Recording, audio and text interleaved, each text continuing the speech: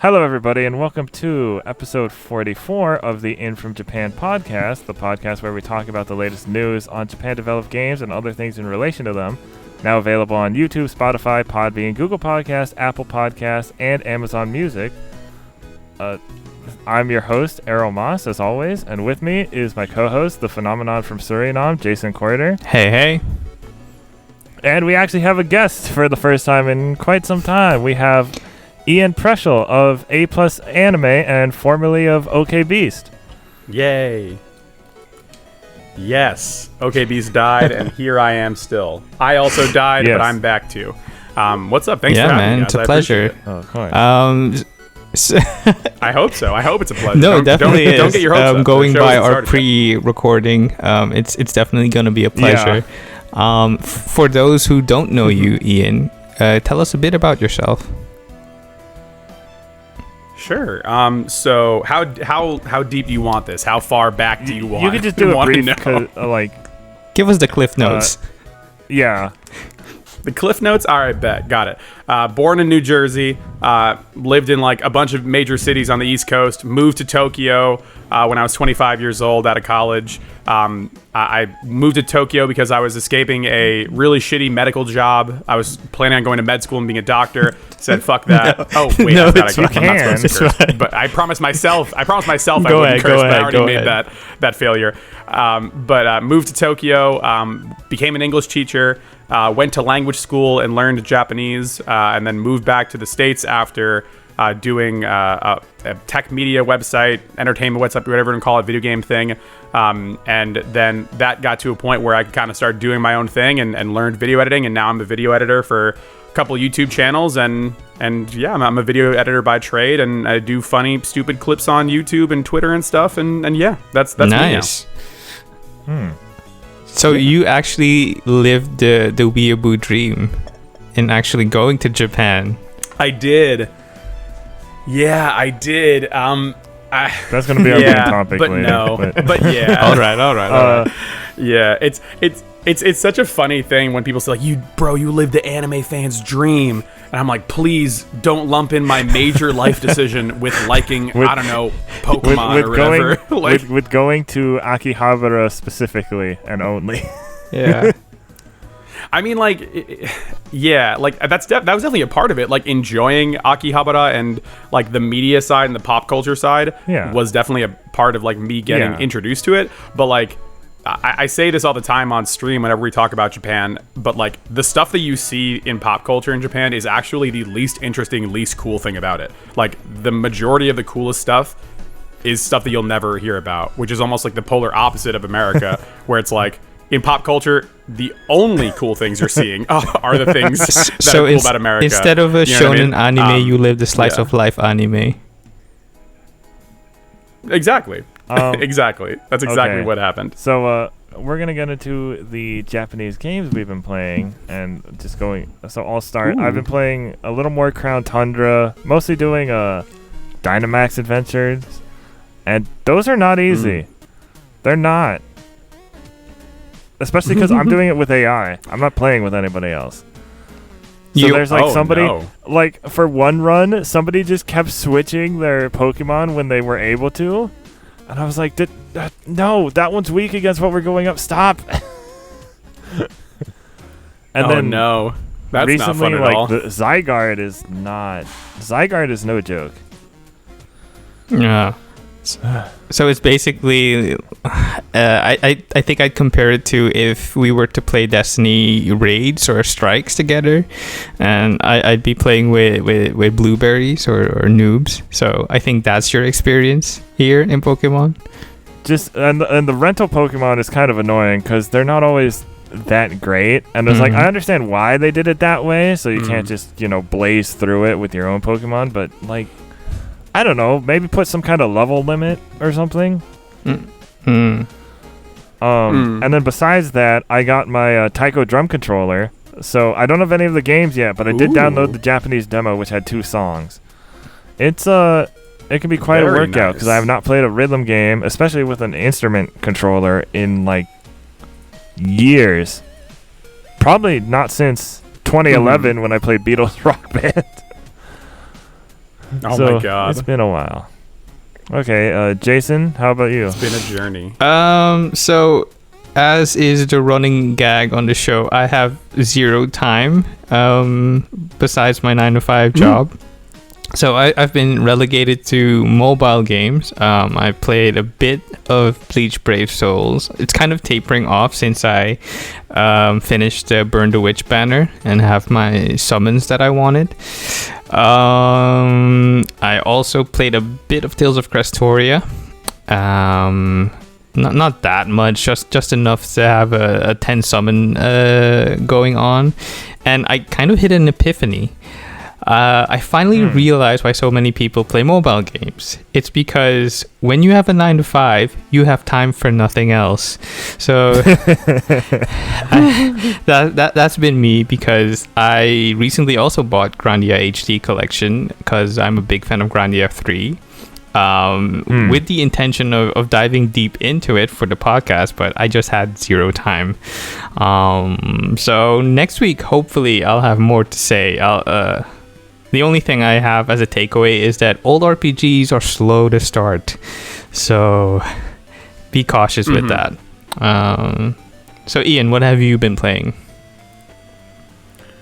So, under that same vein of all RPGs are slow to start, I am playing what I would like to say is one of my favorite games of all time, I think, which is Yakuza 7, Like a Dragon, which is the funniest title of all time because the name in Japanese is Ryuga Gotoku, I think, which is Like a Dragon. So if you fuse the two names of this series with the American name, it is Like a Dragon, Like a Dragon 7. Doesn't the Japanese version have a subtitle that's like something darkness and light something?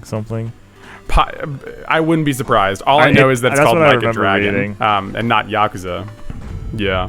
But yeah, it's I love Yakuza 7 unironically, and I've been playing it. I don't know if I mentioned this anywhere. I might have mentioned it to like other people who are reviewing the game, but I'm playing it on Xbox, and I'm playing it on Xbox streaming, or I'm not sure, the remote play is what it's called. And I'm playing it. Yeah, and if y'all like are part of my Discord or follow me on Twitter, I recently dislocated my shoulder, like literally today. So I've been sitting in bed with remote play from my iPad, just playing Yakuza 7 for this review. And I've never, like, there's been a piece of my gaming life that has been missing since like middle school, and I couldn't really figure out or pinpoint what it is. But, you know, I play a lot of games on PC, I stream a lot of games now, and it's so hard to focus on one thing, right? Because, you know, you like A, we're in quarantine, B, the election, C, you know, all this other stuff going on. But playing Yakuza 7 and other Xbox games on remote play from my bed feels like the old middle school days of like playing Pokemon Sapphire not or remote Pokemon play, isn't it? Games underneath your is cover. Is it xCloud? Is that what you're using? Or is that something different? So remote play and xCloud are a little bit different, but they fall under the same sort of idea. Remote play is from your Xbox, so your Xbox has to be on the same Wi-Fi network so it's as like you the are. Vita and PS4 thing. Okay. Exactly. Only the difference between the Vita PS4 version is that this actually runs well, and there's a whole app dedicated to it that is very well done, and it's very easy to set up as well, because I would like to consider myself as like kind of a dummy when it comes to setting up these sort of things, but it took me like no time at all, and it was very, very easy. So there's that, and it recaptured this like feeling of like, oh, I'm playing this story-heavy RPG, you know, on a handheld, right? And I feel like I've been having a lot of trouble playing the games like this in general because A, I can't really stream them that much because this one's under embargo, and other story-heavy games don't really do well on Twitch. At least for me personally, I don't like doing them. And I feel like when I'm at my computer, I'm not focused enough to really get into these story games. You know, got the two monitors up, like worried about, you know, got to finish this edit or got to do this, that, and the third or whatever. But having remote play has really saved me, and it has just made me fall in love with this game like no other RPG I've played in a long time. Now, I'm guessing since it's turn-based, it's probably easier to play on your play it on your phone as opposed to like an action game, like a if you were trying to play Yakuza 0 that way. I mean, Yeah, like, but I was trying to talk about this with a friend of mine, and there are some like quick time event sort of things that you need for Yakuza 7. It's very similar to if y'all play the Paper Mario system, where it's, you know, you have these, you have the choice of the attack. You have to choose the certain person, but then there's also like quick time event sort of things. You have to hit X multiple times or hit Y at a certain QTE. And so there is timing, and even there's a guard system where every time you get hit, if you hit B as the hit makes contact, you know, you get a perfect guard and that's reduced damage. So I haven't been having any issues in terms of that. Like, I've actually felt really no latency or lag when in combat, really. And yeah, like maybe it wouldn't work for like a DMC5 or something like that, but I think for a lot of people, I don't really know many people that are like, man, I really want to play I don't know, Apex Legends in bed right now, right? Usually, like, you know, you're sitting, you know, at your like gaming station, or you're in your living room, like you're like, all right, I'm playing with the boys or with my crew, you know, I'm ready to be focused, right? But for me, this fits this beautiful niche of like, well, these games aren't coming to the Switch. You know, I want to play like Insomnia Files, you know, from Steam Link, or I want to play Yakuza 7 or the Yakuza games from my bed. And I can easily do that. Like, it's real quick, perfect. Shout out to, just because you mentioned Apex, shout out to Echo Clo and the Geyser guys. There you go. Exactly. Got to give the shout out. But yeah, I love it. That's great. I'm so excited for it. I was like, when I first saw gameplay for this, and like the fact that it's like, it's inspired by Dragon Quest, I'm like, this is going to be my game of the year, I'm pretty sure. I mean, I haven't played it yet. I mean, it's not even inspired by Dragon Quest. It's like they directly reference it in the show, in the game. In the game, yeah, as like this main character sees the world through the lens of video games because he grew up as a kid who loved Dragon Quest. I'm glad you mentioned the combat stuff as well, or like the inspirations for the RPG combat. If you played Yakuza 0, it is literally if you were able to take the combat from Yakuza 0 and then turn it into an RPG. It's like one for one. It feels the same, if that makes any sense. Like, it's awesome. Okay, so next we're gonna move on to the In From Japan J list, where we talk about recent video game related entertainment news. And November 3rd, besides being, you know, that one day that all Americans were dreading, it was also Godzilla's birthday. Or the day the Japanese were dreading, because, you know, Gojira. Well, he's not real. If he was real. So they announced a bunch of different stuff. They announced, oh my god, I'm on this Kaiju news outlet Twitter, trying to go back to all the news. They're like a bunch of T-shirts. They're putting an Ultraman statue in Eiji Tsuburaya's hometown. And it's like, well, what about? Wait, I thought this was a Godzilla news. He co-created Godzilla. Oh, I didn't know that. A new Shin Godzilla new figures, like a new costume. They made a colorized trailer for the original 1954 Godzilla movie, although they don't know if they're going to release an actual movie yet. Shin Ultraman, which is by the same director as Shin Godzilla, is going to come out. I've never been more interested in anything in my entire life. Like, because Ultraman, I mean, Erroll and I talk all the time about like Sentai and stuff like that, and like Power Ranger adjacent stuff. But like the caveat of Ultraman, I thought at least, is that Ultraman is like the kinder, more like stereotypical, you know, like kids action show. You know what I mean? That very has much monsters, like Kamen Rider. You know, but to have the Shin version, that's horrifying. Very much like Kamen Rider. It depends on the series. Okay. I still need to watch some of the more like the darker series, which I plan on watching because it's the same writer as, well, not the same writer, but like the guy who did the darkest stuff for like Digimon 02 and Digimon Tamers. That one's Ultraman Gaia, so I'm looking into that one. But yeah, it just depends on the series. So I'm excited for that. There's also there was another Godzilla thing. Oh yeah, they have shirts that are a Godzilla and Hamtaro crossover. So it's Hamtaro wearing a Godzilla costume, or that is wonderful. I don't know if the hamster's name is Hamtaro, but the main hamster wearing Yeah, the main hamster is Hamtaro. Yeah. And I think there was like some other stuff, but I forgot. Oh, a bento box, a special Godzilla bento box. It looks like. Nice. The Chibi Goji cartoon, which has a little Chibi Godzilla guy, and like soccer, like sports wear, like a soccer outfit. Man, they're going all out. Huh. Oh, this is very 66th true. birthday. We did not get any Godzilla versus Kong news, but that's because that's an American-made production. That's an American thing, yeah. Although King of the Monsters was great, and I'm going to say that, and it was my favorite movie of 2019. Okay. Yes, okay. including Endgame. Very bold. Endgame is second. Endgame very is second. bold take. Very bold take. Okay, but enough about Godzilla news. A little more video game related, but still entertainment. Xbox Series X and S launch day entertainment apps were announced. So they're gonna have Amazon Prime, Disney Plus, Fandango Now, HBO Max, Hulu, Peacock, Now TV, Netflix, Sky Go, I don't know what that is, Sky Ticket, Spotify, Twitch, Vudu, YouTube TV, and more. Oh, and more. I'm guessing that includes like Crunchyroll and everything else.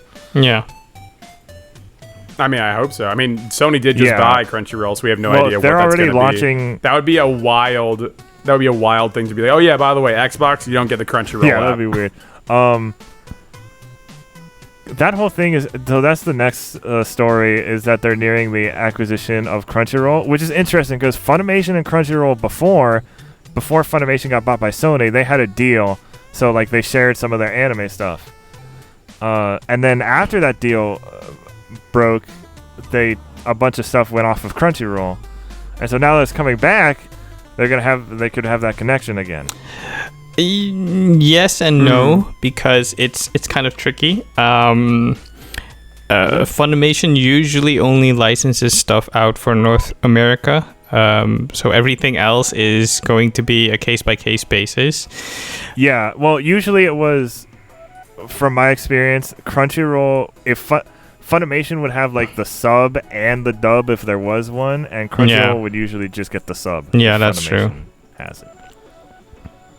And some people are. Yeah, I don't know what this is gonna mean for, like, if you know anything about anime licensing, it's awful and it's very bad. I am scared. There's this weird thing where, I mean, I don't know necessarily if we should be scared because we've already crossed the threshold of it being bad, like, and it actually starting to become good again, or good for the first time. But I'm curious to see what this means, and I'm hoping that we can literally just have Crunchyroll be. I mean, Crunchyroll has problems, but I would rather Crunchyroll be the app of like the Netflix of this, and not just disseminate into 100 different apps like other media where it's like HBO Max, whatever, because it's like statistically and mathematically proven that the more apps there are, the less likely people are to actually legitimately pay for these services and just download them illegally because no one can pay for all these services. And then on the other side, you don't want one company owning everything, because that's like weird. Yeah, the reason why I'm scared specifically is because my country is geo-locked from accessing Funimation's content. So if they change everything to say, sorry about that, it's just going to be North America only, I'm going to cry. So yeah, let's Jason, hope for the best. You need to develop your country's first anime streaming site. Sure. All right. So, he's also going to be the CEO of Sony, Microsoft, and Nintendo of his country. Well, one day. We can only dream so big. I like that. Okay, so moving on to recommended content, which we just content that we link in the description that you can read at your leisure. Or listen to or watch. We have Axe of the Blood God, How the PlayStation 4 Changed Gaming by US Gamer, History of PlayStation by GameSpot, 13 Sentinels has a surprisingly hopeful message by Autumn Wright over at Polygon, Yakuza Like a Dragon might never have happened without Yakuza 0 by Imran Khan for Inverse, How Final Fantasy XIV became Square Enix's playground for experimentation by Cian Maher over at The Gamer, We're coming up to winter, which means it's the perfect time to play Pokemon Diamond and Pearl by Cian Maher over at The Gamer once again. I told this dude, I'm like, you just keep pumping out good articles every week. He was like, thanks, man. It's banger time. Every time I open up my Google Chrome, I see your name. It's time for a banger. What's up with that? And then we have Yakuza Like a Dragon review, The Power of Friendship by friend of the show Michael Hyam over at GameSpot. We also have a Like a Dragon review by the homie by Zyger, who is next week's guest for My Xbox and Me. That's amazing. And then we have Talking Bakugan, Champions of Vestroia, with its executive producer by Benjamin Maltby over at Siliconera. That game is not getting that good of reviews, so I did not expect seeing an interview at all. Hot dang. It's Baku time, baby. I guess. Sleeper hit of 2020. I interviewed the creator of the reboot, he's from San Diego, and he was also a Magic the Gathering champion in 1998. That is some pedigree. Okay. So he knows stuff about making games, at least. Well, making tabletop games. Definitely. I don't know about video games. I don't know how much involvement he had with that. Yeah. And speaking of reviews for Yakuza, get excited because I'm also going to be posting a review sometime this week on the A+ Anime channel, actually, believe it or not, talking about how Yakuza... I'm thinking of doing it two ways, and a little peek behind the curtain. One is I do just one comprehensive review on A+ Anime called Yakuza is just a live-action anime. That's one. And the other one is doing two reviews. One is Yakuza is just anime, talking about Yakuza 0 and 7 and how they kind of... It's more of a reflection of Japanese media in that review. And then on my personal channel, it would be Yakuza 7 is the best Game Boy Advance game of all time, is the idea. That is the wildest take. Because... Right, like if you saw that on YouTube, you'd be like, "What?" Yeah. And then you'd click it. Nani? But it just essentially kind of what I'm talking about now about playing it from my iPad and like kind of reinvigorating that feeling of playing like Pokemon under the bed sheets when my parents didn't want to, that sort of vibe. But we'll see. Get excited I definitely want to see that when those are finished. Yeah.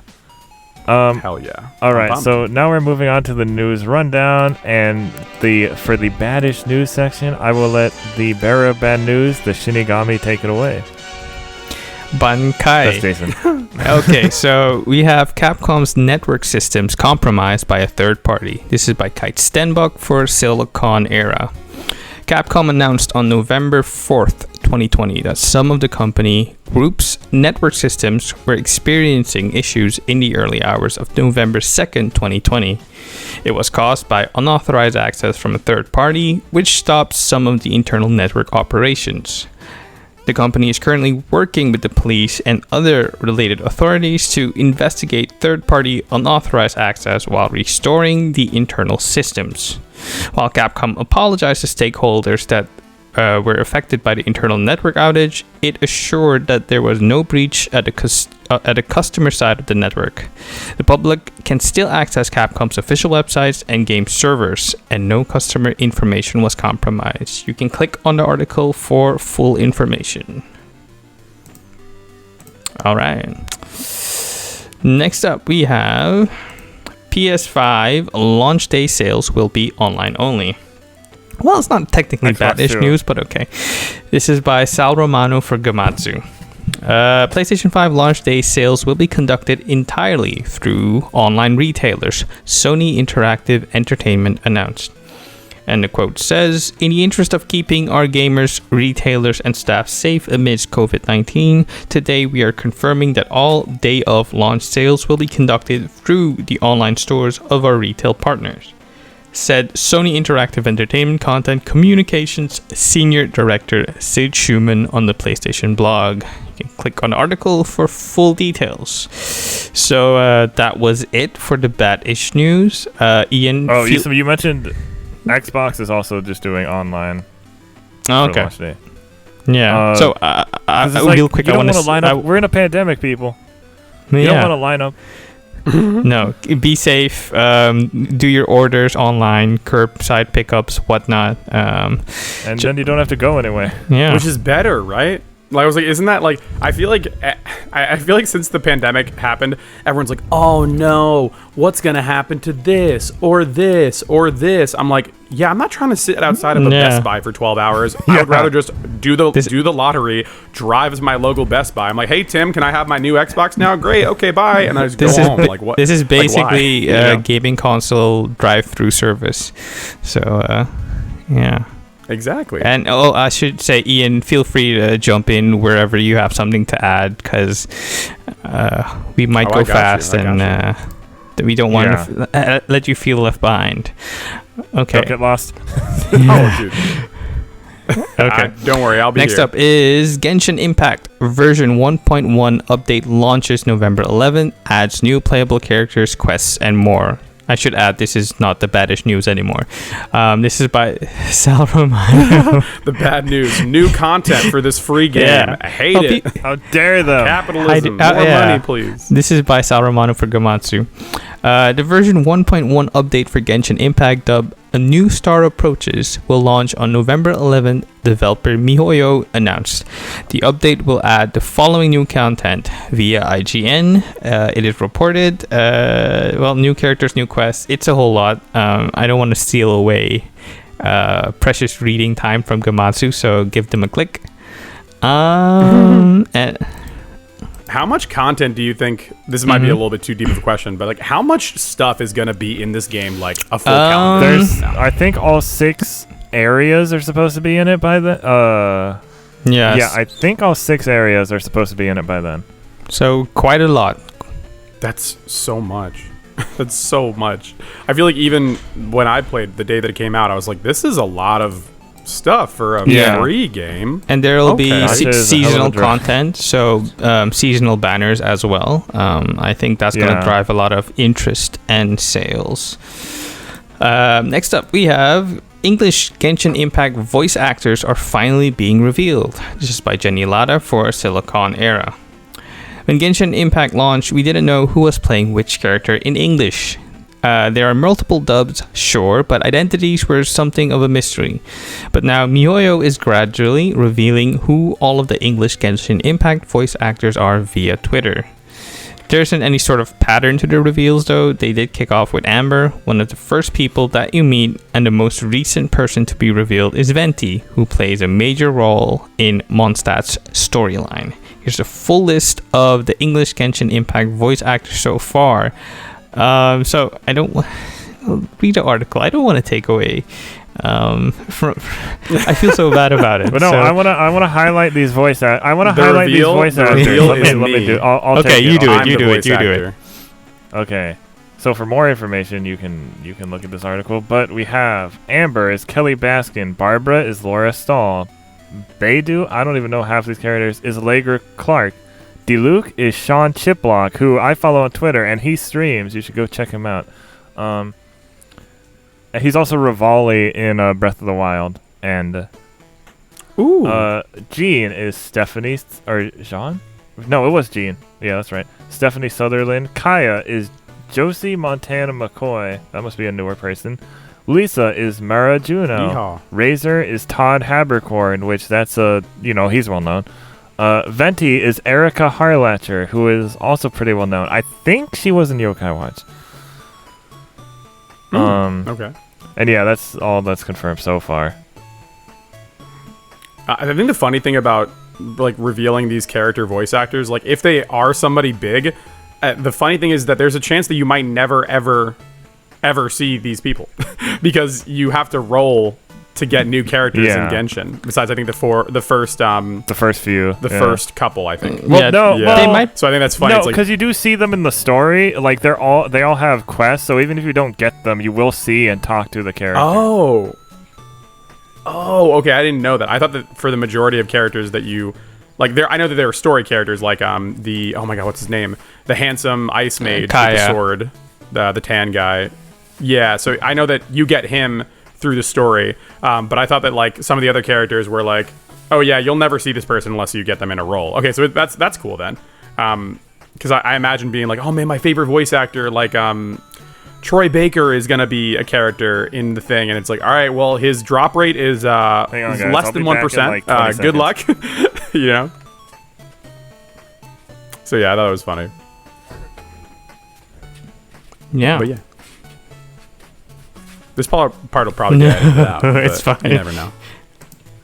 Okay, Erroll, this is all you? Wait, did he cut out? Oh no, he had to go and get something real quick. So it's just us. We have to vamp now. It's just me and you now. We have to vamp? I thought it was gonna get edited out. Maybe it'll be left in like an outtake, a bonus outtake. We'll never know. That's the beauty is that we'll never know. That's why we could say anything right now, and we'll never. It'll be a dice roll to see if it'll be in or not. I mean, he can't stop us. Do you?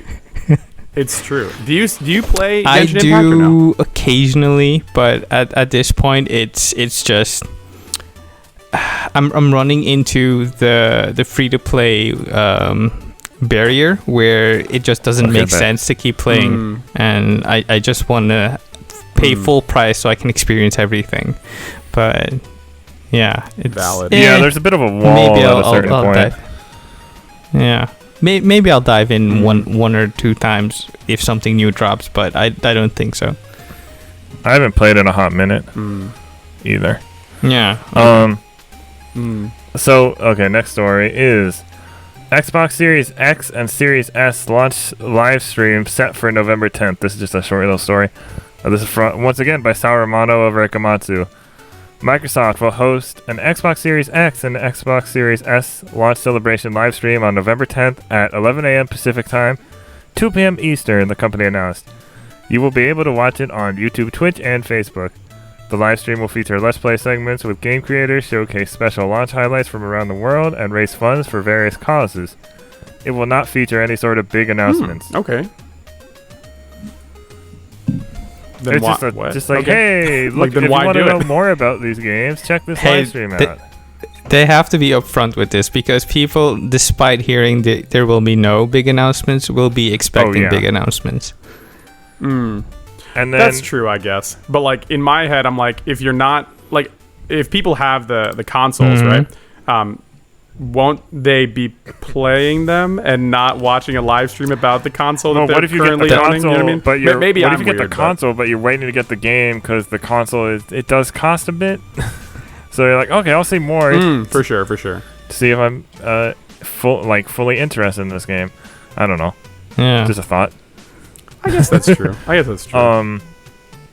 I just think, like, since we're in a pandemic and I know people are trying to save money when they can, it's like, well, there are probably people who wanted to get the console and then we're like, that's a big investment, so I'm going to wait on this because I already have these. And especially for Xbox, has the backwards compatibility. So, like, you already have the library there. For sure. All right, next story. Mad Father Remake's release date is November 5th, 2020. This is by Sato for Silicon Era. So this was a thing announced at a Playism event for Tokyo Game Show that we watched. Playism has announced that the classic horror adventure game Mad Father, developed by Sen, is getting its remake for Switch and PC on November 5th, 2020. Furthermore, those who already own the Steam version will get the remake content as a free update. As previously detailed, the remake improves graphics and adds various events, maps, and gamepad support. It will also add additional episodes that tell us more about characters from the game. Here are some new additions: graphical improvements, characters, maps, stills, events added, new maps, gamepad support, noise filter function, added mission, help, and option to the menu screen, controller mapping added, voices added, more variation to the father's laugh, and some additional episodes. Okay, what? Available for PC New via father. Confirmed DLC. The price will go up to $9.99 and 980 yen after the remake comes out. The game goes for $4.99 on Steam, and it is currently 50% off for the price of $2.49 as a special promo leading up to the remake until November 2nd, 2020. Oh, well, this is already. Okay. That is an expensive father right there. And here I thought I could process the divorce better. Alas. Yeah, I saw our friend of the show, Monty Velez, stream the original because she was saying like, oh yeah, I played this like a while back, and I'm like, I didn't know I knew anyone who played this game. That was pretty interesting. There you go. So that's why I added it, because I was like, this is... I don't usually see these important. like Super Nintendo graphic style horror games get remakes often. I'm glad I got a remake. The name Mad threw me Father? off. Yeah. The Mad Father. I definitely have one of those. Take it easy. Just not playable. No. Exactly. Oh my god. I think most immigrant, second generation immigrant people definitely have one of these. Yeah. I don't need to play that. All right, next story. Dragon Quest series creator Yuji Horii teases various announcements for 35th anniversary in 2021. This is by Sarumato for Gamatsu. 2021 will mark the 35th anniversary of the Dragon Quest series in Japan, and creator Yuji Horii is said to expect various announcements in celebration. During his closing remarks at Dragon Quest X Fall Festival 2020 on October 30th, Horii said, "Thank you very much for today. Next year, Dragon Quest will celebrate its 35th anniversary. I believe we will be able to make all sorts of announcements in regards to that, and there is still a whole lot of fun to look forward to in Ostoltia, the world of Dragon Quest X. Please continue to support Dragon Quest in the future. Thank you very much. There are a number of Dragon Quest projects known to be in development that Square Enix can share updates about in 2021, including Infinity Strash, Dragon Quest The Adventure of Dai, Dragon Quest 12, which was already confirmed to be in very, very early development, a Dragon Quest new HD title, which could be Dragon Quest 12 or could be a teased remake of Dragon Quest 9, Dragon Quest Monsters new title, a new Dragon Quest Monsters game for consoles starring younger versions of Eric and Mia from Dragon Quest XI Echoes of an Elusive Age was first announced in November 2018, but in January 2020, series producer Taichi Inazuka suggested the game was facing a troubled development. Like, all we know about that title is that it has those characters from Dragon Quest XI, and it's in development. They never announced platforms or anything else specific. I mean, we assume it's going to be on the main assume it's Japanese gonna be on Switch. like things like Sony and Switch. Yeah, like the because it's Dragon PS5 Quest and Switch. Monsters, I assume it's going to be Switch exclusive because Dragon Quest Monsters game, with the exception of the Dragon Quest 1+2 remake for PS1, that's Japan only. It's usually on Nintendo handheld systems.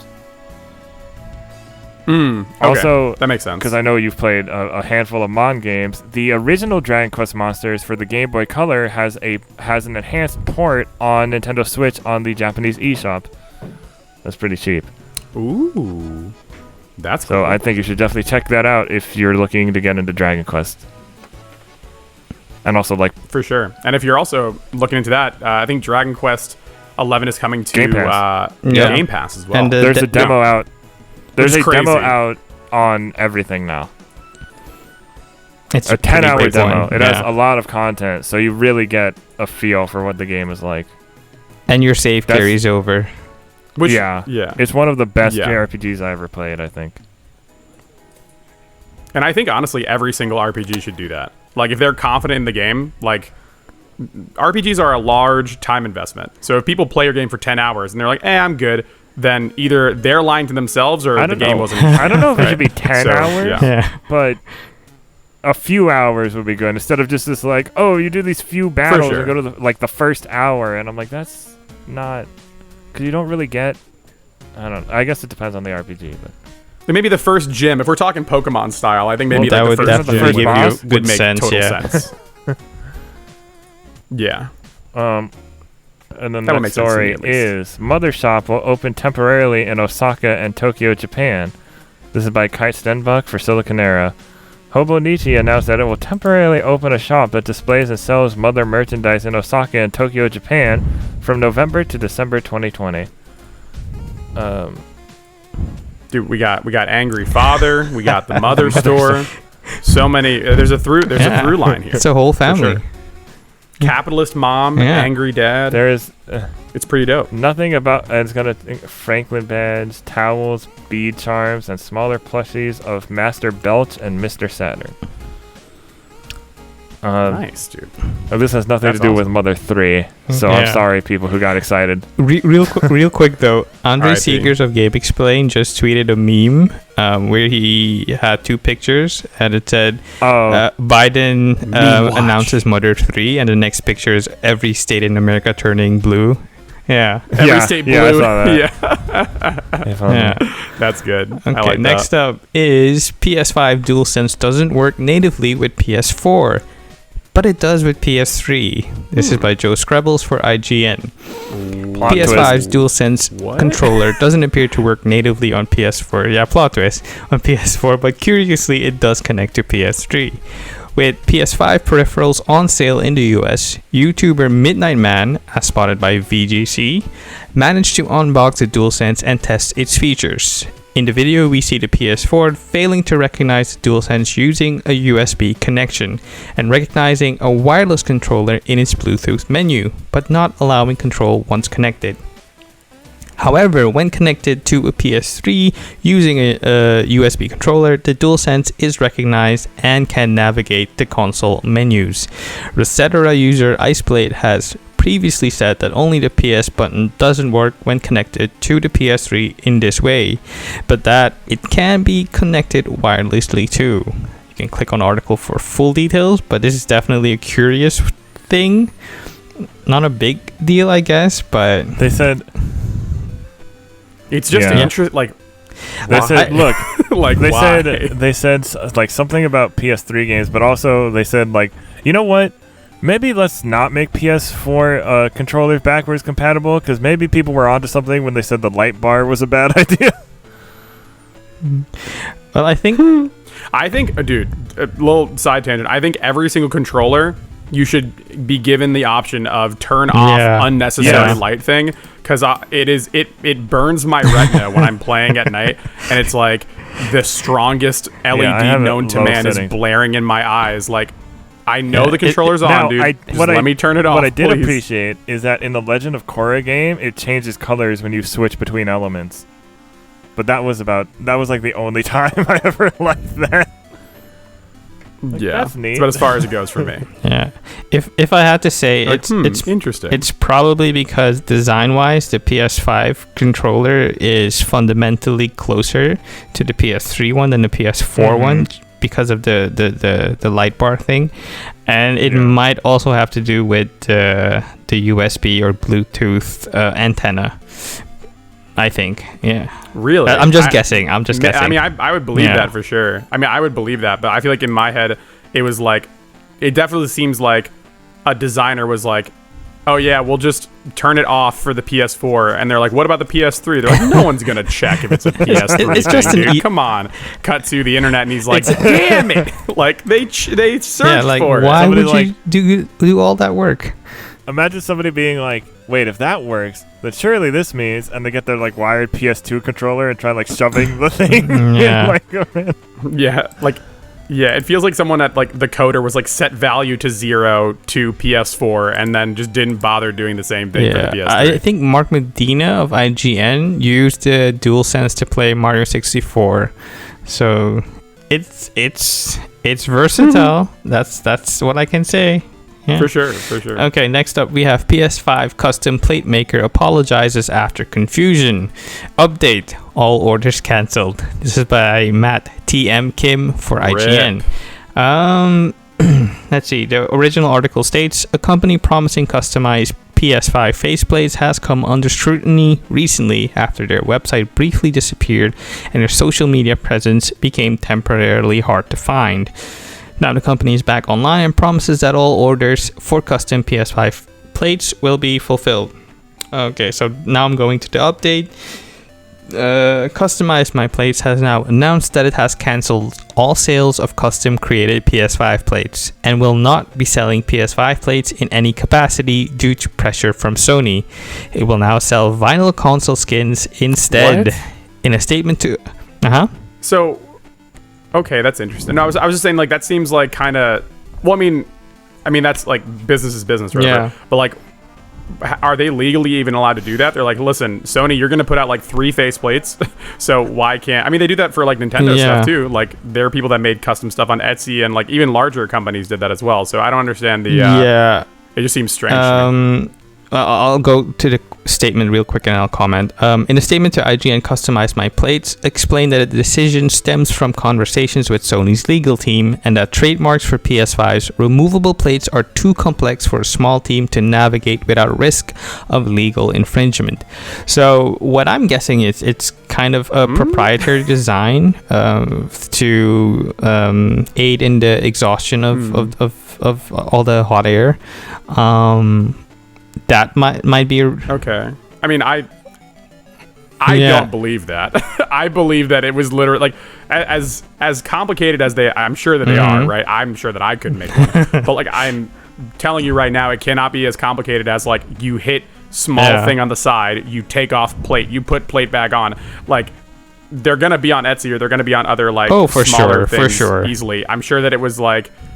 I think that Sony was just mad that these guys were listing these things before the game or before the system was officially out, and they ruffled too many feathers, and they were like, you know what, fine, we'll just give you, we'll just sue you. And I think that's what they offered a sue. They offered a suit, and then they were like, all right, well, we can't afford to be sued by. Let me check here, the largest gaming company in the world. So we'll just not make them. It's okay, fine. we just literally started this company. We're not going down this rabbit hole. So yeah, we'll stop it. Yeah.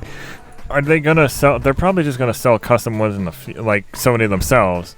Probably, but all signs point to them just doing color variations and not custom plates. But I mean, I'm sure you can get people to do stuff. People can paint things, whatever. Maybe put stickers on it, whatever. Maybe.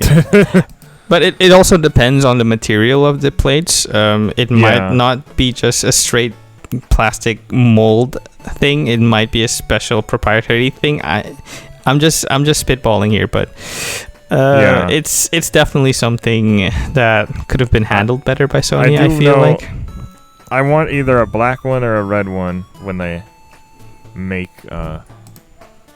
hopefully make them eventually. Yeah. All right.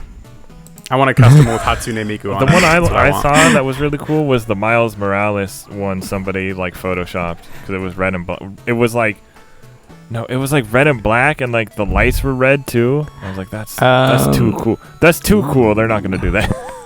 Okay.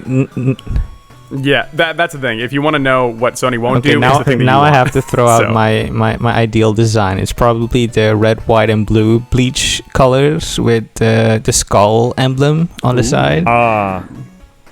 Yeah, that'd be for me. Very cool. Yeah, I like that. So next story is Ninjala Season 3 arrives, adds new arena weapons and spectator mode. This is by Ryan Craddock for Nintendo Life. As has been previously promised, Ninjala's 3rd season is now live and brings plenty of new content along for the ride.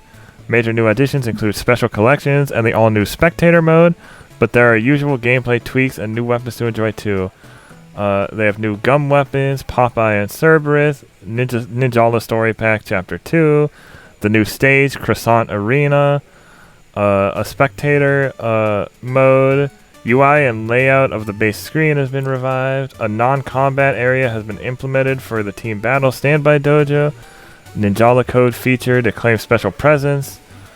Increase the number of registerable favorites for clothes and stuff. Buying an Ninjala pass will make it so Ninja Gum will never be consumed for the duration of the season. Good, because that's the weirdest thing about this game, is that the cosmetics are consumable. What? So it's like Destiny. It's Destiny 2. Yeah. But for Japan. Ninjala is free. Yeah, so yeah. I've played, I'm not going to go through all of this, but it like details all the weapons and the new weapons and all the different stuff. But Ninjala is so overlooked because it is really fun and it's free. It's just everybody was turned off by the cosmetic thing, but it doesn't do anything, you know? So like more people should try this game. Ian, you should definitely try this if you ever have time. I when you said Ninjala, something primal activated in me, and I was like, "This is a game that exists. This is real." Did you ever play Splatoon or Splatoon 2? Dude, Yeah, so this is Splatoon mixed with Naruto. Awesome.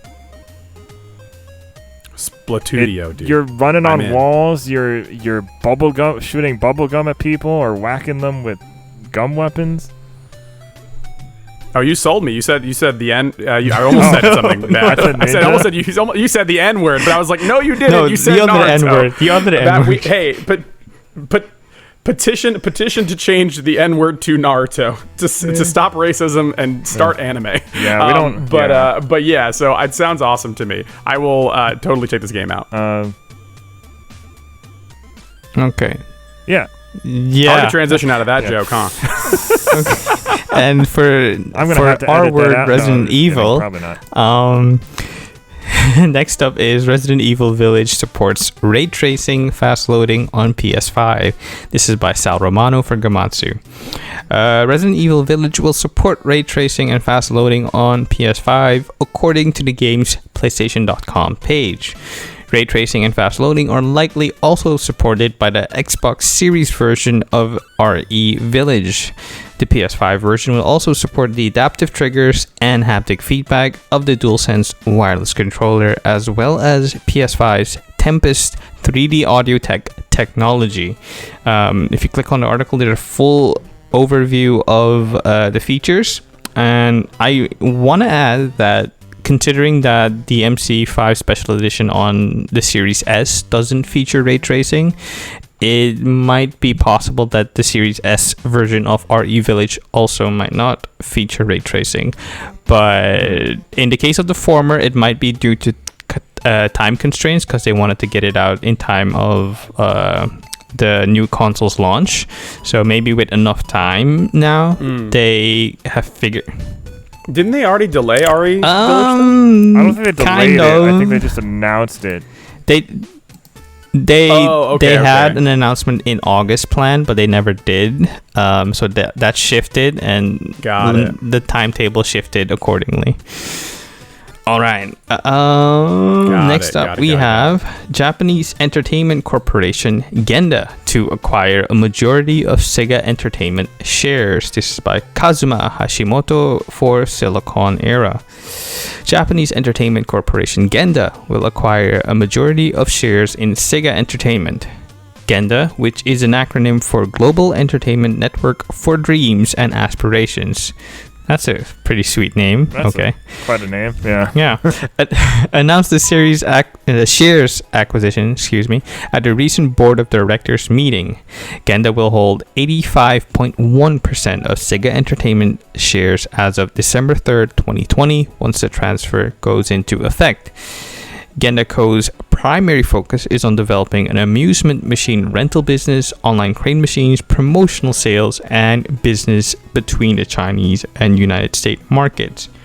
The statement released from the board of directors meeting indicates that Genda and Sega Entertainment will be working to revitalize the amusement industry and create an environment where everyone can be involved, including manufacturers, operators, and users. So this kind of made headlines this week because people were kind of worried that this meant Sega was being bought by someone else. But it turns out they're just...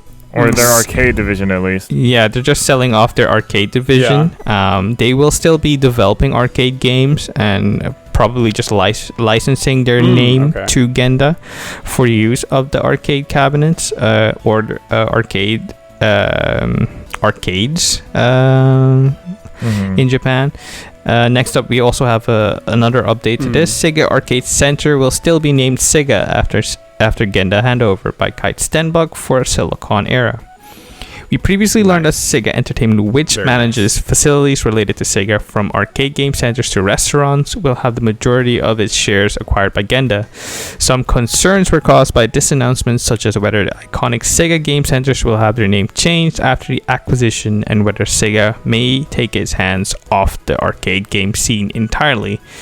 And Famitsu has a full interview with one of the PR staff of Sega Sammy, so click on that. But in short, behind the scenes a lot will change, but the thing you have grown accustomed to will probably not change that much. So you'll see Sega's name still floating about. All right. Erroll, take it away. All right. Override 2 Super Mech League launches December 22nd. This is from Sauermano over at Siliconera. And I thought we already had a release date for this, but apparently not. Override 2 Super Mech League will launch for PlayStation 5, Xbox Series, PlayStation 4, Xbox One, Switch, and PC via Steam on December 22nd. Publisher Modus Games and developer Modus Studios Brazil announced. The standard edition will be available for $29.99 digitally, while the Ultraman Deluxe Edition will be available for $39.99 both physically and digitally. As previously announced, the latter includes Ultraman and 3 other characters from the Netflix anime as playable characters. Although, what's so interesting about this is, I don't know if you've seen the Ultraman anime, but they don't turn giant in that. And this is a giant robot. This is a giant robot game, and that Ultraman series specifically, they don't turn giant. So I'm like, I wonder why they chose this. They turn really small. They don't turn small. It's just they stay regular sized. Oh no, I'm saying they become like Ant-Man. It's like it's a reverse Ultraman. I haven't seen footage. It's Mini-Man of the Ultraman character specifically. But I played Override 1, and it was really fun because it was notable for having basically what I call Pacific Rim controls. So you could have 2 to 4 characters, 2 to 4 players controlling the same robot. Yeah, it's fun, but not all that deep. It might be a good time with friends. But yeah. I mean, I'm definitely getting the sequel purely because of the Ultraman edition now, but... Oh, I know. It's still a fun game. Okay, now this next one might take a little explaining, because I forgot if I had told you about this, Ian, before, but, did I tell you about Tabeoja ever? Okay, no, so it's basically Pokemon mixed with Cooking Mama. Go on. Are you talking about fighting food? Yeah, I compare it to. Yes. So, Tabeoja launches November 28th in Japan, available in Standard and Mini-Size Edition. Cooking action battle game Tabeoja will launch for Switch on November 28th, publisher Bandai Toys announced. The game will be available in the following 2 editions. Tabeoja Full Set, which is 5,940 yen, so around $60.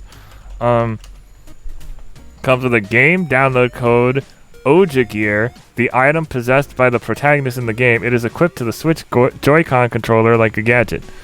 Extract Potion Pepper Ripper. This is loaded into the Oja Gear. God Recipe ×2. These are plastic card-like God Recipe items that can be linked to the game to summon Tabegami, which is what the food creatures are called. And God Recipe Light, 4 of them. Early purchases include a Tabeoja 5-star guide by Koro Koro Comic, which features everything from the basic game information to gameplay walkthroughs. And then Tabeoja Mini Size is 550 yen. Comes with a game download code, 1 God Recipe, and 2 God Recipe Lights. And so this is, like I said, it's a cooking action game where you battle these Tabegami, but it's like it's kind of like how, you know how in Yokai Watch you're using the touchscreen to do stuff, like attacks and stuff, like, so it's like that, but you're cooking while they battle. Okay, so you're like Brock from the anime of Pokemon. You're just cooking food for your good friends basically while they fight. I guess so. But here's the other thing, though. So I noticed in Kazuma Hashimoto's article on Siliconera, he said he said accompanying the announcement of the release date for Tabeoja was a new trailer, the first live action trailer, because we've had a couple of anime trailers. A short film by Japanese director Takashi Miike, yes, the Takashi Miike that directed the first Yakuza film, has been uploaded to the official Tabeoja YouTube. In it, viewers get a glimpse of the Joy-Con accessories that will come bundled with the game. I, as a weird fan of fighting foodons, I am so excited for this, and I don't think it's going to get localized, so I'm probably going to import, and even if it does get localized, I'll just buy it twice. That's dedication for you. But I'm just so Miike? Takashi Miike? What? That's what it says. Like, wait a second. If I'm thinking of the right person. I'm pretty sure Takashi Miike is like one of the most famous directors in Japan. He does, right? Like, and he's doing the food. He does thing? gangster and he's thriller doing a movies. commercial, just a commercial for it.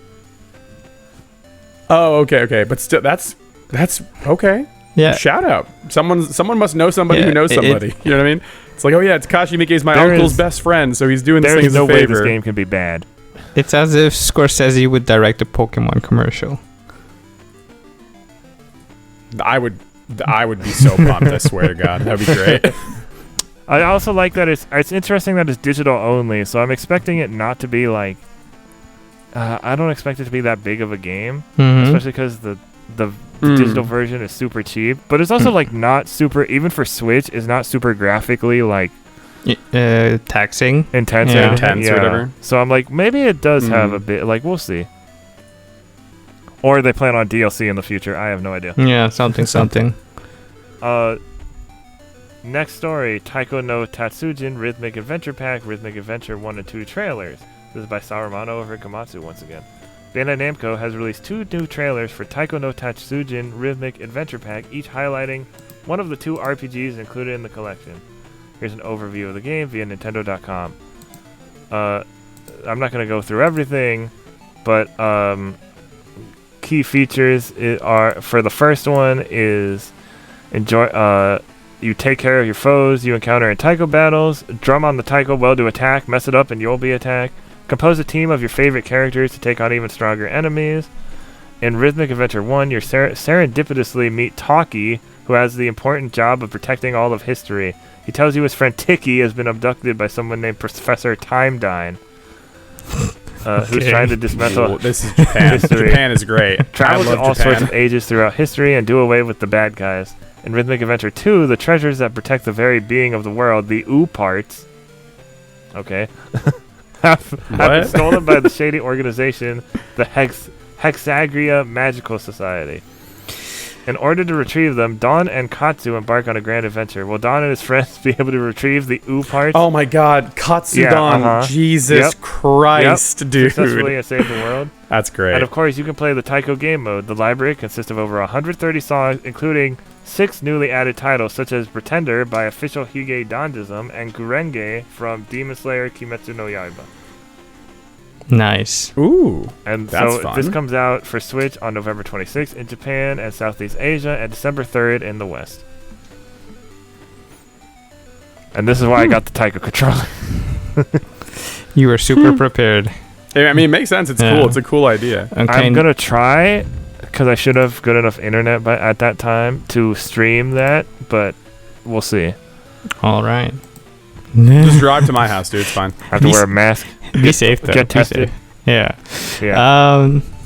Full body hazmat suit. That would make for great content. Hazmat drumming in full hazmat suit. God, that would get. Taiko already gets sweaty as it is. Oh my God. Next up, we have. Get in the Taiko dome. Yeah. Quickly. Next up, we have Bravely Default 2 details main characters, world, systems, and jobs. This is by Sal Romano for Gamatsu. Square Enix has released new information and screenshots for Bravely Default 2, introducing the game's main characters, world, systems, and jobs. I don't know where I got designs from, but okay. Get the details below. So they detail the 4 main characters. Seth, who looks like your average JRPG main character, but I digress. We have Gloria of Musa, which looks like a very stoic mage character. We have Elvis Laszlo. It's the older guy, the geezer of the group, if you will.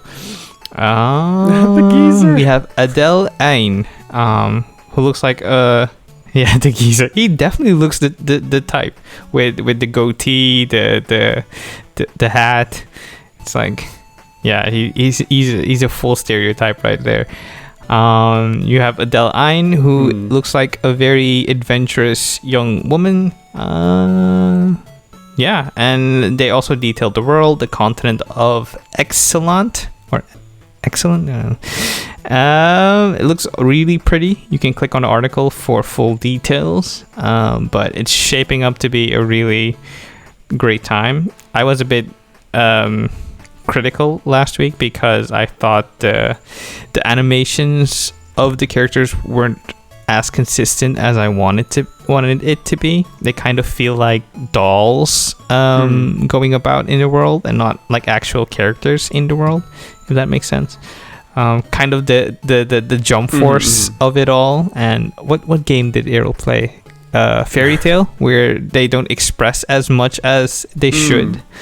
But that's just my hang up with these type of games. Next up, we have Switch worldwide sales top 68.3 million.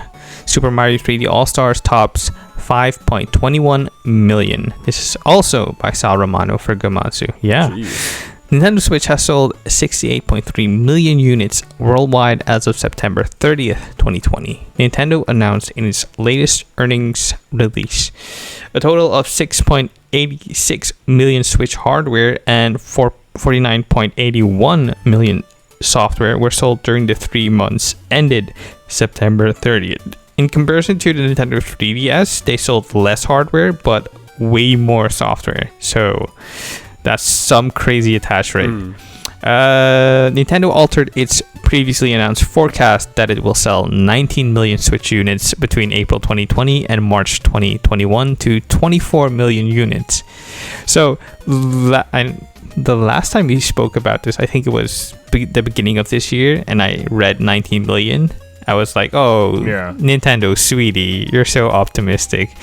But seeing the year they've had, 24, I can see that they easily make that. Nintendo also shared updated sales numbers for its first-party Switch titles. The 10 best-selling first-party Switch titles are Mario Kart 8 Deluxe at nearly 29 million, Animal Crossing New Horizons at about 26 million, Super Mario Bros. Ultimate at 21 million, number 4, The Legend of Zelda Breath of the Wild at 19.74 million, and then Pokemon Sword and Shield at 19.02 million. That's the top 5. You can click on article for the full top 10 list, but it's really impressive that Animal Crossing is on its way to becoming the Switch's best-selling game. Yeah, it seems like the Nintendo's having a good year, even though the rest of the world. So take that, doubters. Well, and it annoys me that people, like certain games media people, will say like, "Oh, Nintendo's having not that good of a year because these games aren't coming out. They're only having these specific games." Like, no, they're having a great year actually. Yeah, this a great year considering the like circumstances, if you're not right? into, like, I get if you have a Nintendo Switch and you're not into Animal Crossing or Mario or Zelda, I guess. I mean, I guess Zelda is weird because it's not a conventional Zelda, but I don't know. I remember somebody bringing up the point that if you're not into like certain niche games, I'm like, I don't think Animal Crossing is a niche game at this point. Yeah, it's definitely not. So they're having probably a better year than they well, at least after the pandemic hit, like now a better year than they expected. Well, how do I phrase? You know what I mean, right? Hmm. Like, because the pandemic probably still hit them pretty hard. Yeah. With how traditional they are with certain stuff. All right, and speaking of Nintendo Switch games, I think this is also on PS4 now, but Bubble Bobble 4 Friends, The Baron is Back, launches November 17th in the West. Western release due out 2 days before Japan. This is for Sal Romano over at Gamatsu. Bubble Bobble 4 Friends, The Baron is Back will launch for PS4 and Switch, both physically and digitally. Wait, physically? That's weird. On November 17th in North America, Europe, Australia, and New Zealand, publisher INN Games and developer Taito announced. On the same day, the Switch version of the original Bubble Bobble 4 Friends will receive a free update that adds the new content from The Baron is Back. Okay, so it's just a physical, it's a re-release. All right. In Japan, Bubble Bobble 4 Friends, The Baron is Back, due out 2 days later on November 19th. It includes a 4-player this is just the stuff that was already there. And then we have the return of fan favorite villain Baron von Blubba, which is the ghost whale from Bubble Bobble. Shout out to Baron von Bubble Blubba. Bobble is like one of my favorite retro games, so I got this earlier this year, and it was really fun. That's all I really have to say about it. It was a while back. Yeah. More Bubble Bobble. Nothing wrong with that. And I love how they finally have the arcade version on Switch, because I was waiting so long. Because it was on PS4 and Xbox One and probably PC like forever ago. And I was like, when are they going to put it on Switch? And then I ended up getting Puzzle Bobble 2 because I just needed something similar. And then they were like, "Oh yeah, it's coming." Yeah. And here it is. All right, and next story. Go claim a Monster Hunter World Iceborne Hunting Party Pack. Do it right now.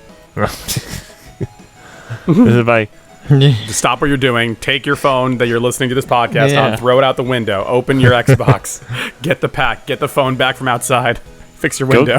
This is by Kazuma Hashimoto for Siliconera. A new free pack of items will be distributed for players for a limited time in Monster Hunter World Iceborne. From November 5th to 26th, 2020, people will be eligible to receive these gifts. The new hunting party pack includes luxury meal tickets and other useful items detailed below. The new hunting party pack will include 30 gourmet vouchers, 100 mega nutrients, 100 nourishing extracts, 100 wet fish fin plus, and 100 great sushi fish scales. Monster Hunter World Iceborne players will only be able to receive the new hunting party pack once. If you are unable to claim it after logging in, it is suggested that you quit the game and update it to receive the login bonus the next day or a day later. In addition, Capcom released a schedule for future events in Monster Hunter World Iceborne. Once the seasonal events for December 2020 conclude, players can expect regular and seasonal events to rotate around every 2 weeks. Yeah. So I still need to finish that game because Barrieth has just been giving me trouble. I mean, that game is nearly infinite, so I'm not surprised that you're Well, it's not even it's more just I get stuck at a wall, and then I'm like, oh no, what do I do? And then I guess I have to grind out for armor and the weapon that is weak against, and all that.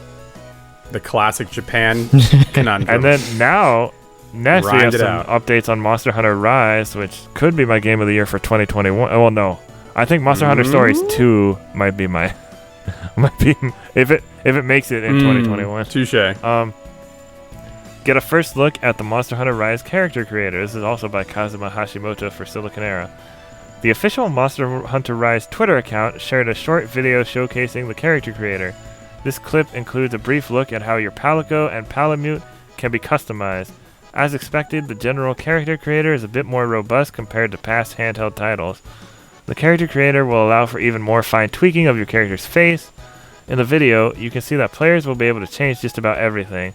They will have more control over features like the nose, lips, mouth, and eyes. In previous handheld entries, players were only able to select from a handful of presets. This character creator is more in line with the one seen in Monster Hunter World.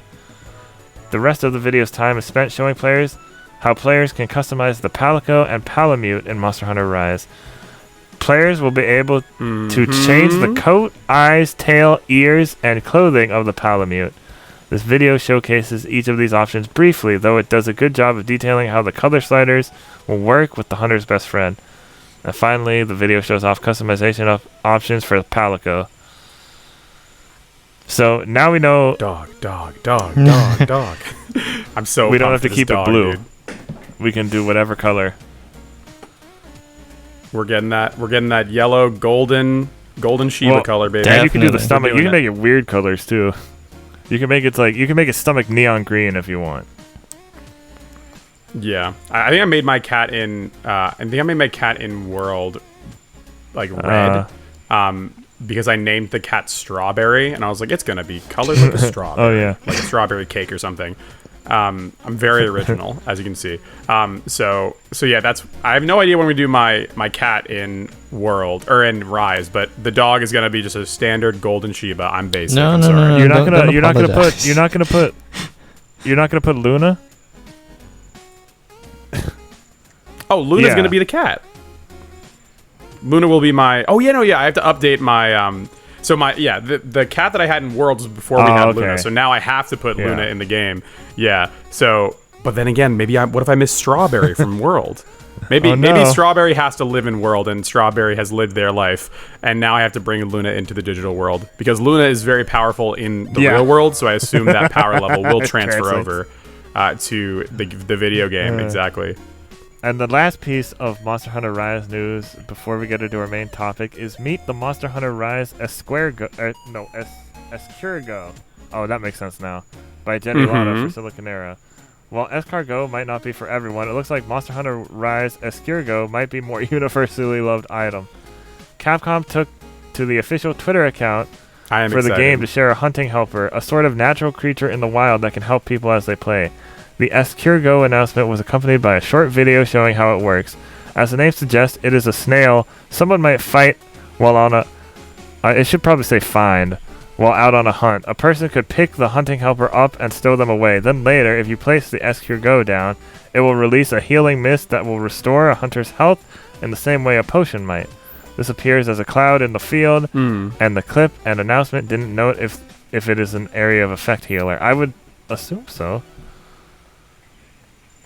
Yeah, it's kind of cool that they're taking these disparate systems from World and kind of fusing them because they... Yeah, because they had endemic life in World, which is you can go up to different creatures and capture them, kind of a la Pokemon, and put them in your tent in the base game, or just in the hub world.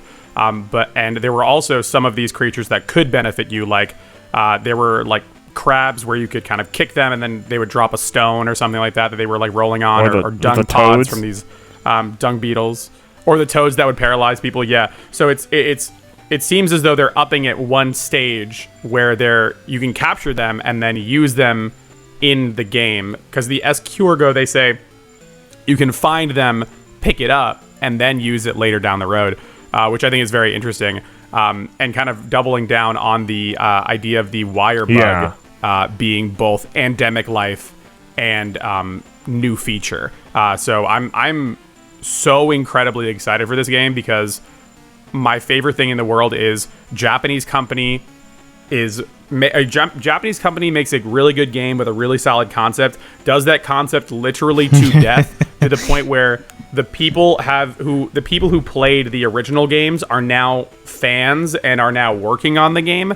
So then they just, instead of having like new ideas natively at the company, they just wait until the people that loved the game are now working on it. And then there's like, I'm the director now. No one can tell me no matter how traditional of a company we are, which is exactly what happened with World. And then now what is happening to Rise. So I'm so excited. It's going to be good. It's going to be a good time. So we're moving on to our main topic. So we were just going to talk to Ian about like just living in Japan and just like, just living in Japan, learning Japanese, and like I said like I don't know how we combine this, but I'm sure I could figure it out. Like being both a Yakuza and Tokusatsu fan, and just kind of like I don't know, mash it all together. Oh, I got the perfect segue for that. Don't worry, I can fuse them all together. Yes, I'm secretly a Kamen Rider. But do you So do you want to, what questions do you guys have for me? Because I feel like whenever I talk about my life in Japan, I was there for like 4 years. It was such a disparate sort of experience. So whenever I bring up Japan or whenever people are curious, I always like to ask you guys, like, what is the curiosity of Japan and what do you guys want to know? Where did you live specifically? Tokyo? Okay. So I lived in a bunch of different places. I'm very thankful for this as well. I lived in mainly the Kanto area, which is obviously like the center / northern part of Japan. And exactly Kanto, Johto, yeah. So I lived originally in a suburb called. Oh my God! Now I'm forgetting it. It's a suburb outside of Tokyo. Near Chiba. It's about like an hour or two outside. I stayed in Chiba, but I don't know. Yotsukaido. I don't know anywhere near it. Yotsukaido is the name of it. Yeah, if you've been to Japan for an extended period of time, there are tons of things that are in Chiba, even though it is like a suburb. There are some like nerdy things you can go and check out over there. It is very much the New Jersey to Tokyo's New York. And I say that as a compliment, right? Because I was born in New Jersey, right? It's like a more suburban area. It's a little bit smaller. There are still things to do, obviously, but it is definitely way more rural than the average Very borough nice, of Tokyo.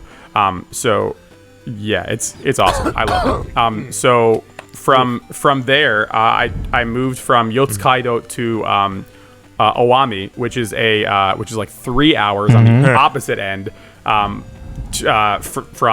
Tokyo, and it is a farm town. There's like nothing there. It's essentially like the main staple of the town is the mall on the other end of town, and the majority of it is just rice paddies and stuff, and like families with with just their houses and just hanging out. And I went from Owami to living on the East Bay of Tokyo in a place called Sumida. If you know about like the Sumida River or Tokyo Skytree, those are two big things that kind of show up in pop culture. And yeah, I was, and then I moved from there to Meiji Rodai Bunkyoku, which is like on the northeastern side of Tokyo. So yeah, I've moved all over in Japan. I was able to travel a lot in Japan, inside and out. Both because of my job as an English teacher or as an Eikaiwa teacher, and also as someone who, dating somebody that loved to travel. I've been to so many different places. Okay. Yeah. So you answered my other question was, what did you do there? And you taught. I assume that, but like you never know. Maybe we're doing something else. Oh, for sure. So I taught at an Eikaiwa, which is for those who don't know, it's an English as a second language school, and it's a very easy. I'm not gonna say easy. It is a job that is constantly looking for people for many reasons. One, it is if you speak English. And English is like the lingua franca for most of the Western world, right? So if you want to go to Japan and you speak English and you have a college degree, it is relatively easy to get a job at a large Eikaiwa corporation. And the other reason why is that it is one of the largest businesses in Japan, like I think per capita or whatever. And that's because a lot of Japanese families want their kids to learn a second language that is very much unfamiliar from their own. Japanese people, for the most part, can navigate a lot of written Chinese, or I should say Mandarin, because the characters are the same for kanji, and a lot of times there is some interfacing with Chinese because the onyomi and kunyomi, which are the two readings of kanji, one of them is usually the default reading for Mandarin. So since English and Japanese are so different, Japanese families think that gives their children a leg up in the future, which it does, at least culturally. I highly recommend this. Like whenever people ask me, like, should I go? Should I try? Should I try and get an Eikaiwa job? If you like kids, 100%. Like if you have worked with kids in the past and you have been a teacher before, I highly recommend it. But if you hate kids, just go vacation there for. I mean, I don't hate kids, and like for the most part, I understand like. Because when I went to Japan, we were like going around to schools and stuff, and like nothing was, the Japanese kids, while they're still kids, they're most of the time better than American kids. And I was a counselor in training for one summer or 2 summers, and no. It's. The thing that's weird for me is that, in case you can't tell, if you're listening, I'm a 29-year-old guy, right? And, when people see me, for the most part, people don't associate me with childcare, right? So it's both in America and in Japan. So, like, they see me and they're like... people have told me that I give off, like, kind of an intimidating vibe when they don't know me. So the thing is that it was a shock to a lot of the kids that I taught that I was their teacher, right? But when you get to know me, I think I'm a very friendly, kind of jovial kind of dude. But I met people that were the exact opposite teaching in Japan, that were like these very petite, nice people, like outwardly facing, very, you know, like kid friendly, and then just hated kids behind the scenes. So I always give the caveat of like, listen, it's still a teaching job. It's still a job where you have to interface with kids. So if you hate kids, don't bother. And there are definitely difficult parts of it, for sure. And I remember, and like life in Japan is not easy, I would say. So it's kind of like living in any other big city, right? So if you can't deal with the compounding stress of living abroad, if you are an American person, coupled with dealing with the stressors of working and a child rearing, then I don't recommend it. At least that way. And I always cite this story of, I remember waking up for my Tuesdays and Thursday classes. I had to wake up at 5 in the morning to get on the train at 6 in the morning to be at, and that was probably rush hour, living on the east. Yeah, so rush hour is awful. I cannot split I've only any done other that way. once or twice when I was there. I got lucky. Yeah, it's not fun. But that wasn't even the worst part. So I had to get on the train to transfer to another train to transfer to another train, because where I was working, I was actually working out in where even was it? It was like it was actually out near like Yokohama, like pretty far out there. And working in Yokohama is like, imagine you had to work in Philly, but you lived in New York, right? Like it's a pretty deep deep commute. And I remember waking up one day at like 5 in the morning or 6 in the morning, and I was like, wow, I really just don't want to go. What if I just didn't go? That would be great. Wouldn't that be great not going? And then I got there and I walked in. All of us with jobs. Oh, for sure. So I'm saying that's like a default state, right? Like even doing the stuff that I do now, I love it. But there are some days where I'm like, no, I don't want to click buttons on this computer today. I want to go outside. I want to do something different. And so I remember walking in that day at work, and my work started at 9, and I had been commuting for like 2 hours already. And like all these little like Japanese munchkins like ran up to me. They were like 2-year-olds or whatever, and they were like, Ian Sensei, like ran up, and I was like, oh, I love my job. This is why I do this sort of thing. So you know, if you're willing to kind of put up with that sort of you know, the arduous parts of it, I think that Japan is a very rewarding, life-changing place for someone who grew up in the U.S. It's weird because when I was in my it's weird because it wasn't really a study abroad. So this takes a little explaining for the audience. So in college we had this thing called May term, which was like our additional semester where you would take a 3-week course to like maybe you needed an extra course for a credit, or they had travel courses. So I got into one where we went to Japan for 3 weeks.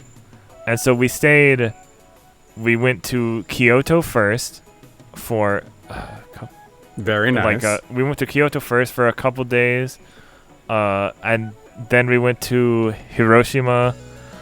And then for the second half, we were staying with host families in Tokyo.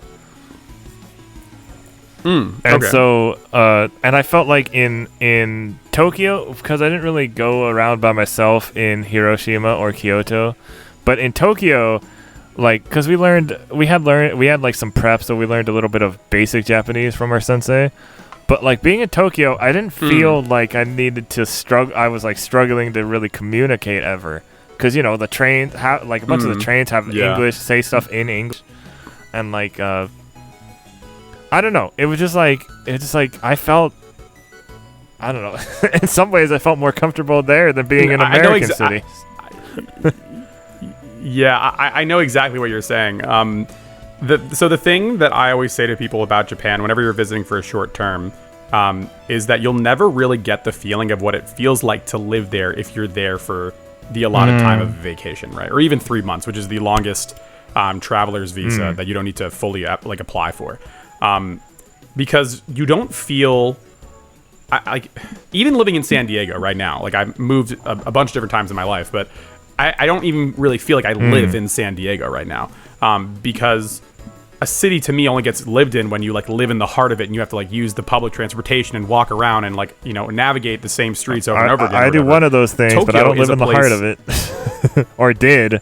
Yeah. Well, I mean, and that's the weird thing about like a lot of American cities is that like besides the main metropolitan areas, right? Like there isn't really a like defined heart. It's all of a spread out city. here. Whereas Tokyo, like exactly, like Tokyo is like New York in that way that there are very like disparate boroughs that have very unique communities and very unique feelings to them that you really need to navigate yourself and like be engrossed in them to really feel what it's like to be in Tokyo. Because, you know, like you're saying, like when you're in like Tokyo, right? For the most part, you'll see English signs or you'll see people that know how to interface with foreigners in some way, or, you know, people will help you out. Or like, you know, if you say like, you know, a very basic Japanese word, even if you say it the wrong way, they're like, oh, this guy he needs water or something, or he needs to find the toilet or something, right? When you go out like 30 minutes outside of Tokyo, even in like Chiba or I don't even know, like Saitama even, like people are like, bro, what are you doing here? Why are you here? Like, and that's where I think you get into the more interesting sort of nuanced living in Japan, both in a good way and in a bad way. And the second thing I'll say about the learning Japanese thing is I took a 10-week course to prep before I left for Japan, and I was like, yo, I got this, dog. I'll read more books, but I think I got a good handle on it.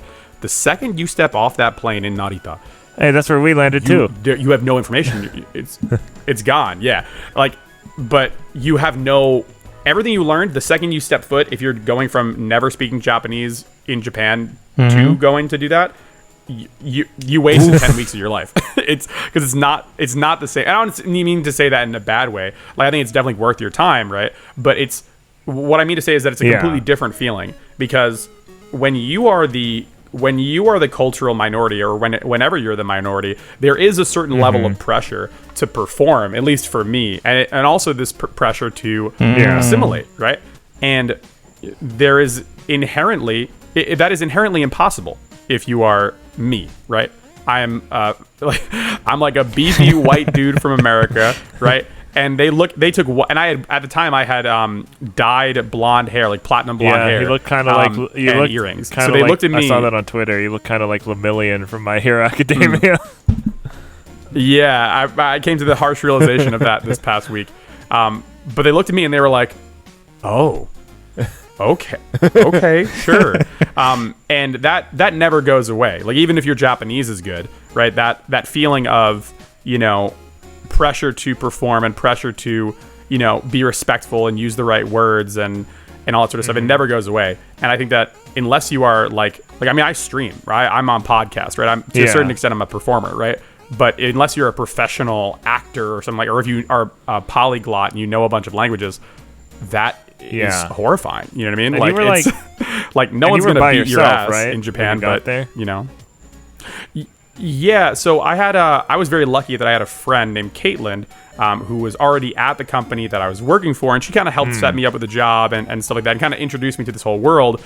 But she wasn't with me at the supermarket. You know, she wasn't with me, you know, at these big checkpoints or whatever. You know, my company helped a lot, you know, setting up my apartment and going to the ward offices and stuff like that. But there are always going to be situations in which you are by yourself and you might get into a slippery situation where you don't know how to get out of in a respectful way. And that's when you play the gaijin card of a gaijin means foreigner. It's often used as a derogatory term, but us gaijin, we use it as a term of endearment towards each other. But yeah, we would pull the gaijin card all the time of like, oh yeah, I have no idea what's happening. Sumimasen. Which is a valid. Look, just get soda machine. Wakari Nassen, dude. Sometimes all you got to do is just go down to a konbini, get a couple onigiri and some Pocari Sweat, and you're good.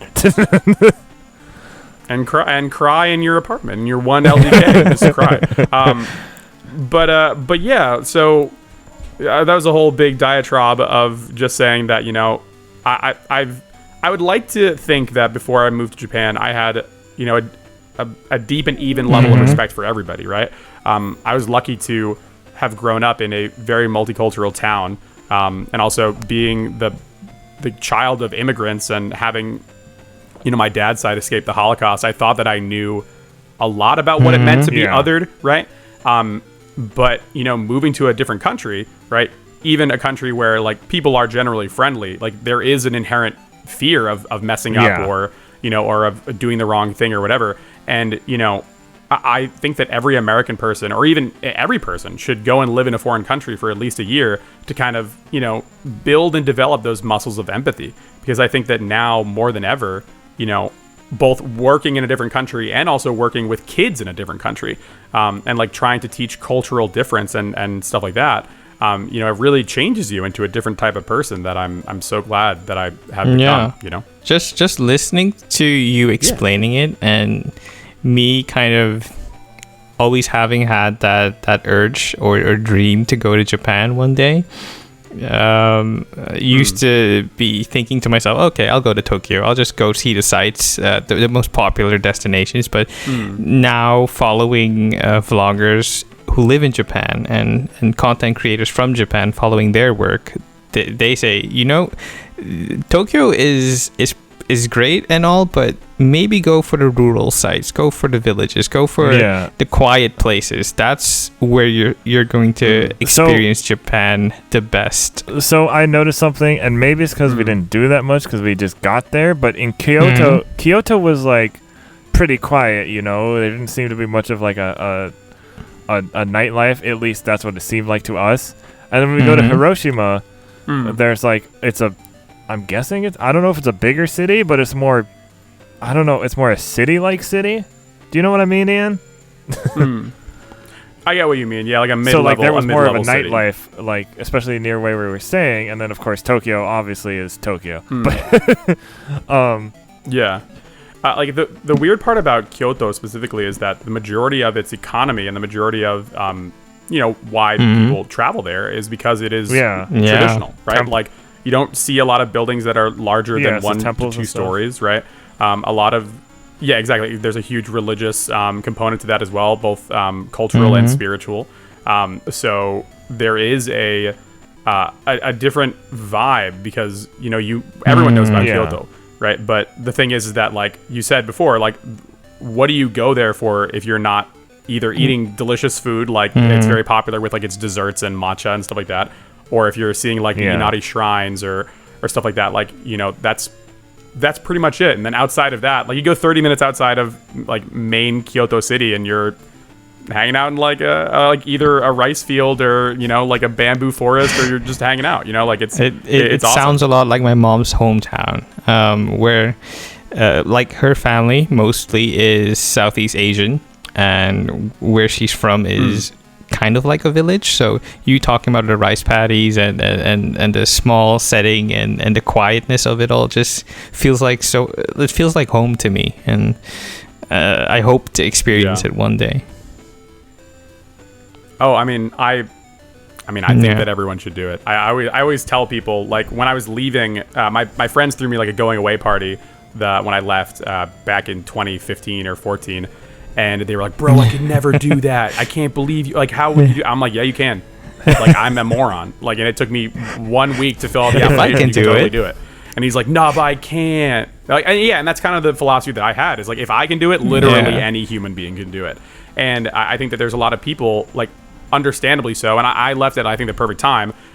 Being 24, not, having a long-term relationship, and, my career kind of being in this weird in-between. Because, I mentioned earlier that I was originally going to go to med school, right? But then realizing, I worked in the hospital system for a year and I hated it and I didn't enjoy it.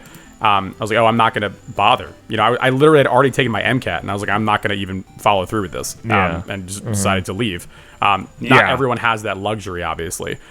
And I also had, thankfully, my family, as much as I joke about them, they are extremely supportive, at least financially. So I was like, hey, do you mind helping me out a little bit during this transition when I'm going from one job to, another country?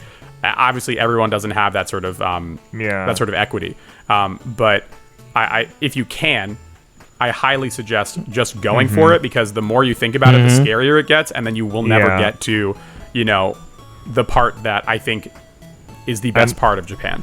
I'm so grateful that I went, because like the year preceding it, I was like severely depressed and like didn't realize it, and then like I don't know if it was just getting through that year or just like something about going to Japan just like really helped my mental health.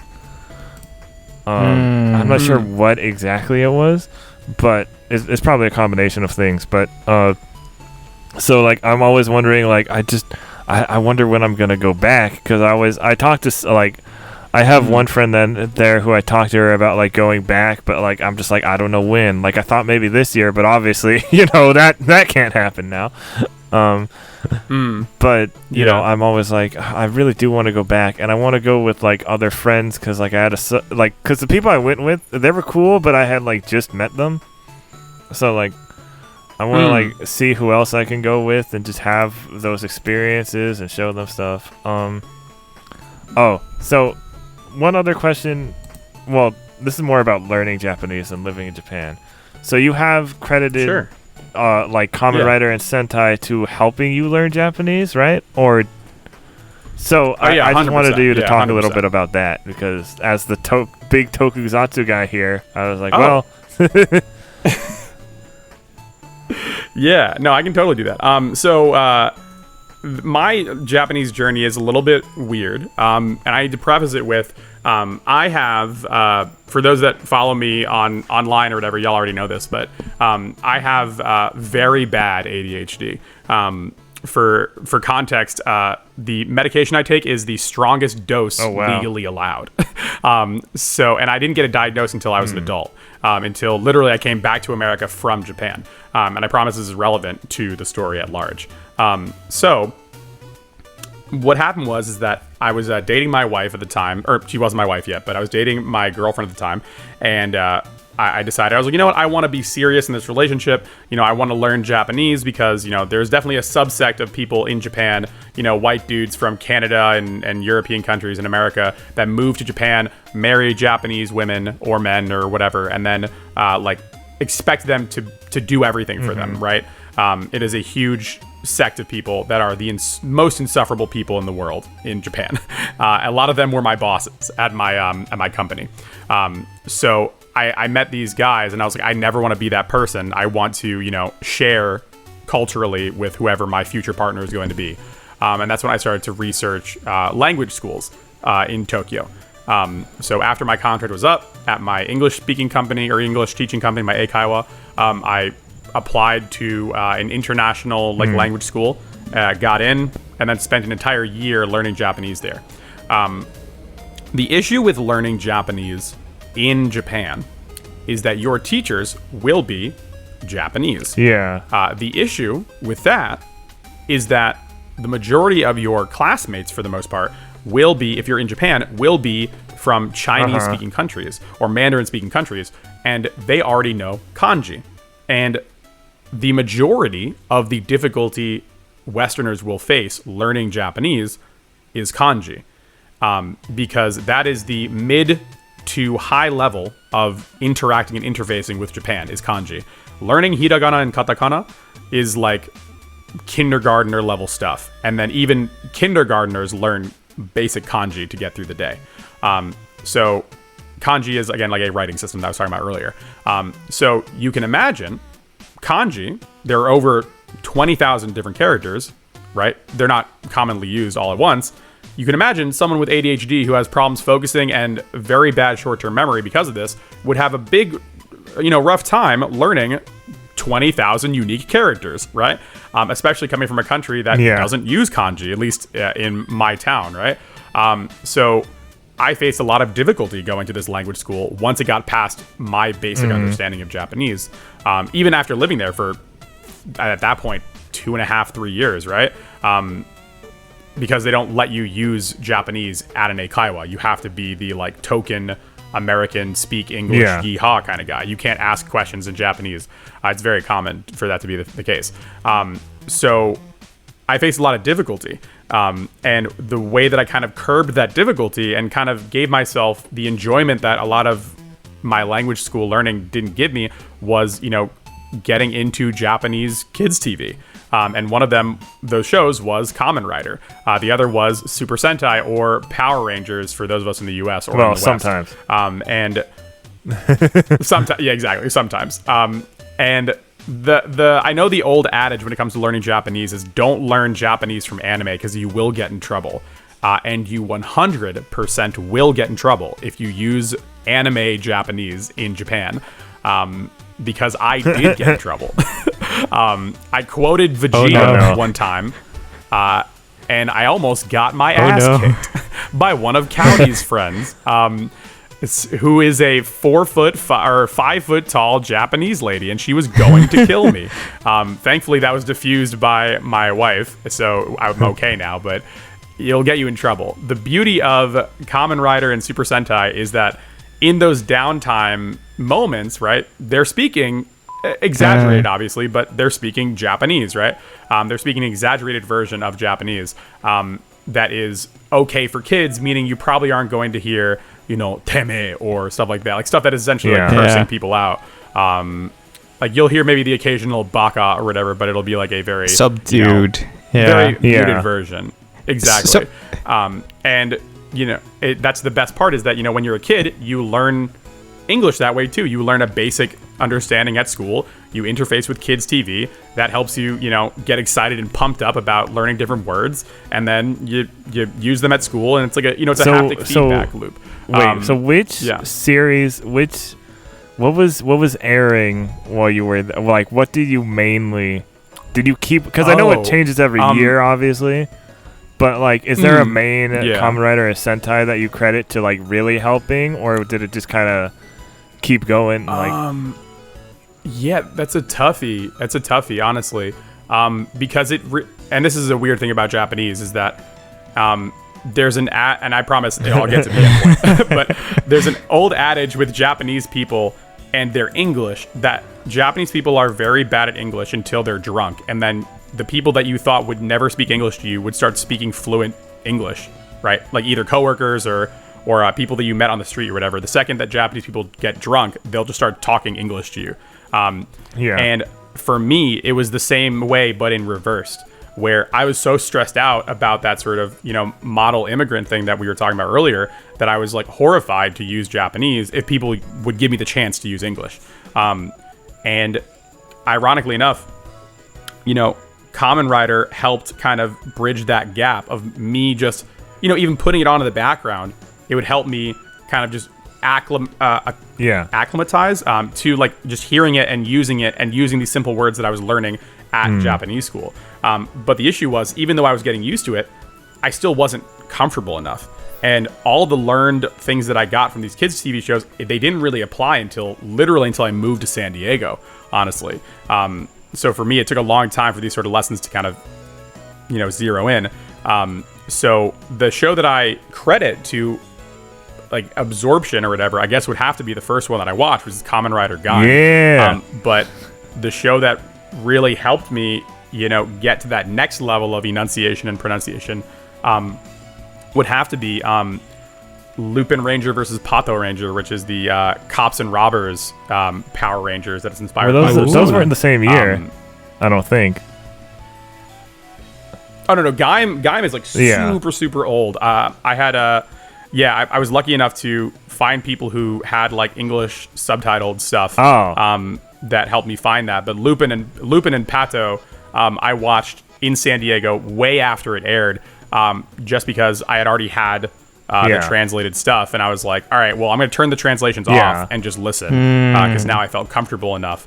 And then again, getting used to that system, I think, definitely helped me out a lot. And again, I know that most people aren't going to go through the arduous task that I went through. Obviously, I'm a fringe case, having ADHD and stuff, but a lot of times Japanese teachers, they mean well when they teach you, but when you ask them questions, like, I'm a very engaged learner. I need to like talk and converse about the stuff that I'm learning about, or else I'll never retain it. So when I asked my Japanese teachers, like, hey, why does this kanji look like this? They're like, it was made 1,000 years ago. I don't have an answer for you. Just learn the strokes of the kanji, right? And that just didn't fly in Japanese school, right? So the beauty of Kamen Rider is that, and then Super Sentai and these kids shows like Doraemon or what have you, or oh my god, what's the other one? It's a green-haired girl. No, I forget her. Yotsuba? Yeah, Yotsubato. Yeah, like the beauty of those is that kids, although it is frowned upon even in Japanese school to ask a bunch of questions. There's like the old Japanese proverb of the nail that sticks up gets hammered down, right? But ironically, because the shows that are more engaged with kids are the ones that ask questions and have mysteries and, have watcher engagement, which is what's going to help you learn and absorb different things. I credit a lot of my Japanese speaking ability now to those shows. And the more I listen and watch to them, the more confident I get. And my brain just, the light switch turns on to Japanese mode much more easily, to the point where even my wife goes, "Your Japanese is like amazing today. What happened?" And I'm like, I watched the baby transform show today. Hey, Kamen Rider these shows get dark, so yeah. Oh, Kamen Rider Gaim's penultimate arc is about the world trying. No spoilers. Well, actually, no, I don't want to ruin it. I do want to say it. the writer, or was it the creator? The creator, I believe the creator of Psycho-Pass and Madoka Magica wrote for Kamen Rider Gaim. So you can imagine, audience, what it gets into. Yep. And the motif is fruit. And it's funny because it's very, very intense. And the reason why it's intense is I actually asked parents when I was at the preschool that I was working at. I was like, hey, what is this Gaim show? Like, people are telling me that it's for kids, but like it's really, really dark.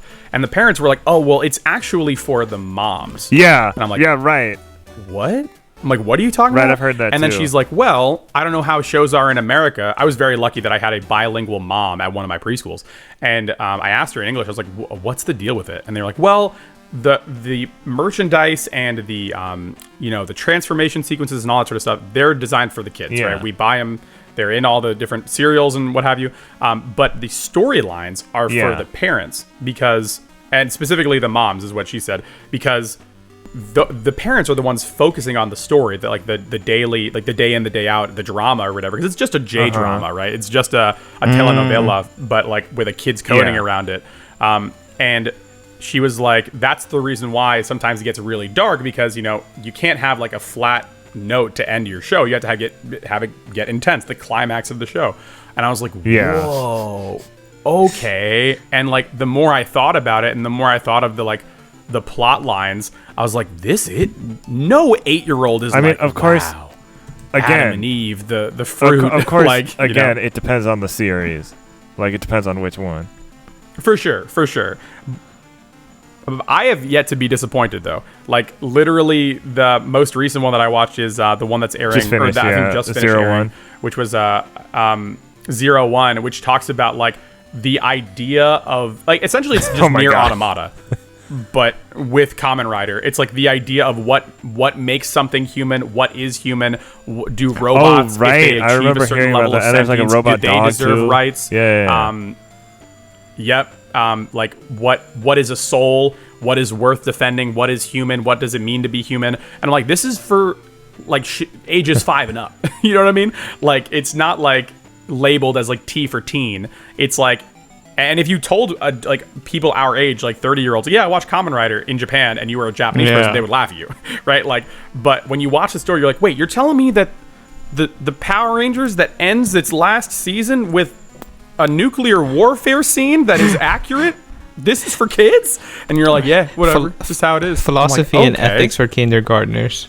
Well, I mean, yeah, it is. Like, it's funny to say, obviously, because we have, like, imagine at the very end, it's like Dora the Explorer is like, Swiper went to jail. Does he deserve the death penalty? Like imagine that. Like, that's essentially what it is. So what's in a interesting weird way. When you mention Power Rangers, it's like, yeah, people will write off Power Rangers, but some of those older seasons of Power Rangers get really dark. I mean, because the source material too, but like some of the Power Rangers seasons get pretty dark. Like, there's one that's post-apocalyptic, and then there's one Power Rangers Turbo, which most fans don't like. It ended on a really dark note and then went to In Space, which is like still thought of as one of the best seasons.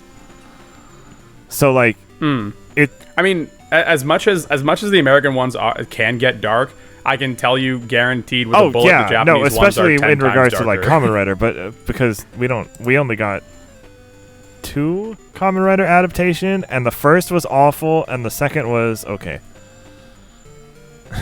Yeah. And we don't need okay in this house. We need perfect Kamen Rider adaptations. Well, we do have Kamen Rider Amazons on Prime Video, so there's that. That's not an adaptation. Amazon. That's just subtitled. But yeah, it's just interesting with because American kid shows can deal with dark subjects, but like sometimes people don't realize that, or people look back when they're older and they're like, whoa, I don't remember, because they're distracted by, as kids we're distracted by everything else, the superpowers and the fights and this and that.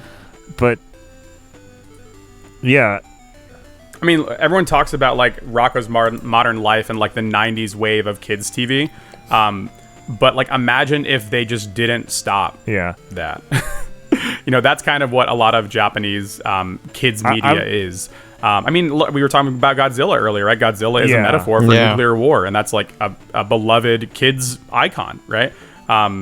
So yeah, it's interesting when looking at it from a macro lens, but more importantly, it's a amazing tool that I don't think a lot of people who are learning Japanese use, because they have a normal functioning adult brain and not a Swiss cheese up in their dome like me. But if you're looking to do that, I would definitely check out. And there's tons of like stuff online with like YouTube and stuff on how to learn Japanese the air quotes most efficient way. Didn't you have this is segueing into our first question, which has to do with Yakuza. What was it? Because I remember you sent a Yakuza learning Japanese with Yakuza 7 or something. Did you? And that one was, you said that one was a good one? I think so. Yeah. I mean, I always put a bunch of videos in our Discord when it comes to Japanese and intersections with games and stuff. But I think that if you are, and this is kind of the issue, is that Yakuza is adult media, right? Both in its subject matter and also in its verbiage or whatever. So if you are just starting out learning Japanese, I think interfacing with Yakuza is maybe not the best way to learn. However, I will say that if you are learning, and this is true for anybody, if you are learning Japanese and you want to learn on your enunciation and your pronunciation of things, I think that Yakuza and any media from Japan that interfaces with different dialects, I think is very important to kind of get used to, because Yakuza deals with Kiryu, who is in Kamurocho or Kabukicho as the real life location, and then you have Majima, who is in Osaka or Sotenbori, and those accents are very, very distinct and different, and they use different honorifics. They use different levels of honorifics. They also have different different quirks, I guess we'll say. Like for example, like rolling R is very common in Sotenbori and like the south of Japan, and it's interesting for as a learner. I think for me personally, and this is again maybe just a unique for me thing, if I'm bored at any time learning something, I will quit it 100%. And I need to be constantly engaged and curious and interested. And accents, when you're learning a language, are, I think, something that is infinitesimally interesting, Japanese specifically as well. And the way that Yakuza deals with that, I think, is something that is very good for people who are just starting out. And like, they can even hear like, oi, like just the usual, like, what's the word? Like the way of getting someone's attention in a impolite way, right? Like that is something that people will use. Should you use that? Definitely not. No. But hearing that and getting used to it and be like, oi, like Majima, like using those words and using those sounds and, getting your mouth used to making those noises, I think definitely helps you. And something to take note of in Asian languages is that there's a formal dialect and an informal dialect. And there's also hierarchies 100%. within that. So you have to be aware of all of that. Exactly. It's true in like almost every Asian language that I've interfaced with. There's in Chinese, Japanese, Tagalog from the Philippines. Like it's everywhere. And that is also another thing that could be very difficult to interface with as someone from the U.S. Because even before I moved to Japan, I learned Hebrew. I learned a little bit of Spanish growing up. But like there is nothing like the honorific systems if Japanese is your first Asian language. So yeah, get prepared to be surprised and get prepared to not know anything, I guess, is the best advice I could give when it comes to learning any aspect of Japanese. So we're going a little long, so I'm going to get to listener questions. So our first one is from Zyger. And Yay, Zyger. If you can be give the Cliff Notes version of this, like. Yes, so I will give said, Cliff Notes. I am new to the Yakuza franchise, but after beating Like a Dragon, I am far more willing to give the games a try. I originally put them off because the brawler combat didn't seem right to me, but now I want to give the games a chance. Should I start with Kiwami 1 or 0? And I know you said 0, but can you do like a Cliff Notes version to elaborate on why?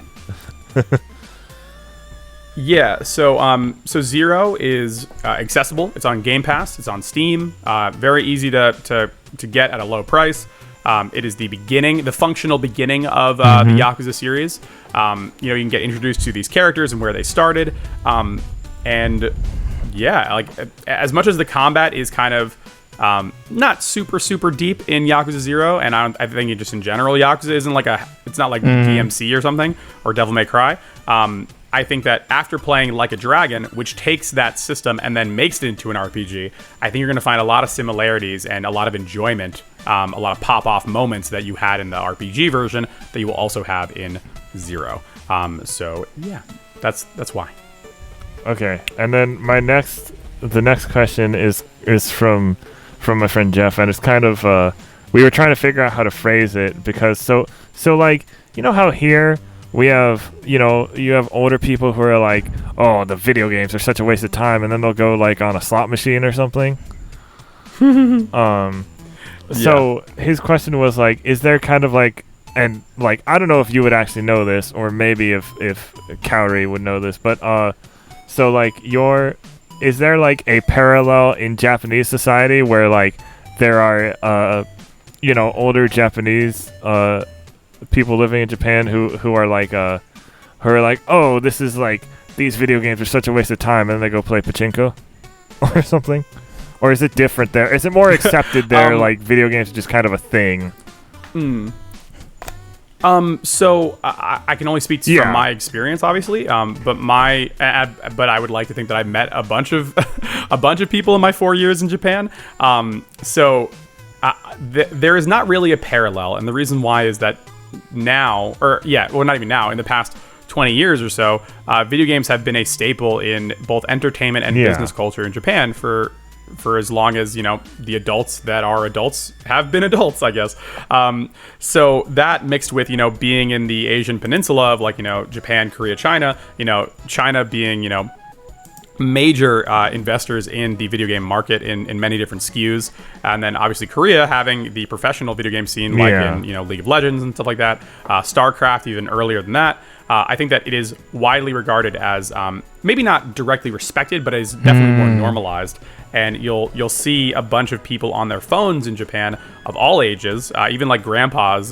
You'll see like GGs with playing Pokemon Go, and like they'll be 80 years old, and you're like, you go, grandpa, we love that, And I think that's way more common than here in the U.S. Just because tech and video games kind are of a much more into the culture. Celebrated I mean, not that it isn't aspect. here, but the way that it is. Yeah, I mean, like we have people talk about like your Nintendo or whatever. If we're talking about like your grandparents or whatever. But in Japan, there's an entire district of one of the largest cities in the country that is dedicated not only to electronics but also video games, right? And my first Switch my first Nintendo Switch was a gift from Cowdy's mom to me, right? So yeah, and this is before we were married or anything. She's like, I like your boyfriend. What does he like? He likes video games. Here you go. Like, it was, a nice gift. And when they found out that I talked about video games on the internet, they're like, that's amazing. Good job, right? And, that was a shock to me because I come from an Eastern, I'm the son of immigrants, right? My dad's family is from Russia. My mom's family is from Ireland and Poland, right? So, like, my dad, who literally his job was selling arcade cabinets, hated video games.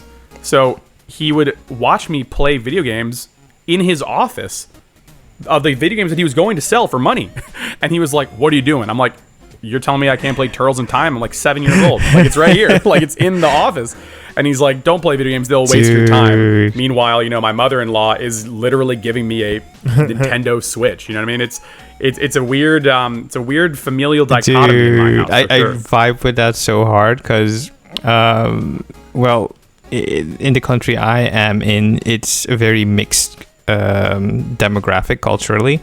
Like, my dad is mixed black and my mom is mixed Southeast Asian and black, and having a history of slavery and indentured servitude in this country, you have a lot of hardcore you have to work for a living kind of people living here. So anything that's not contributing to society is seen as a waste of time. So you speaking about your dad thinking that games are a waste of time, man, it's just giving me flashbacks to my life. Yeah, and I think it's kind of a weird aspect or a weird reflection of what we were talking about earlier, where you want to be the model minority or the model immigrant. You know what I mean? My dad's dad literally escaped the Holocaust, right? So, like, going from that, where you are, not welcomed in your home country, right, to fleeing to a new country, right? I can understand the cultural sentiment of, trying to lay low and trying to do what the best, air quotes, the best aspect culturally of what you are expected, right? Literally up until I was 25 years old, my dad would remind me every day to apply to med school, right? And, as a Jewish Russian dad, that, what, I get it. I understand where that comes from. But it is definitely a reflection of that idea of wanting to be the model, American citizen, you know what I mean? And, that's not always cool to be on the receiving end of as the firstborn son of that sort of thing. I mean, same thing with my mom's side. Even, Irish people didn't really get it too good either.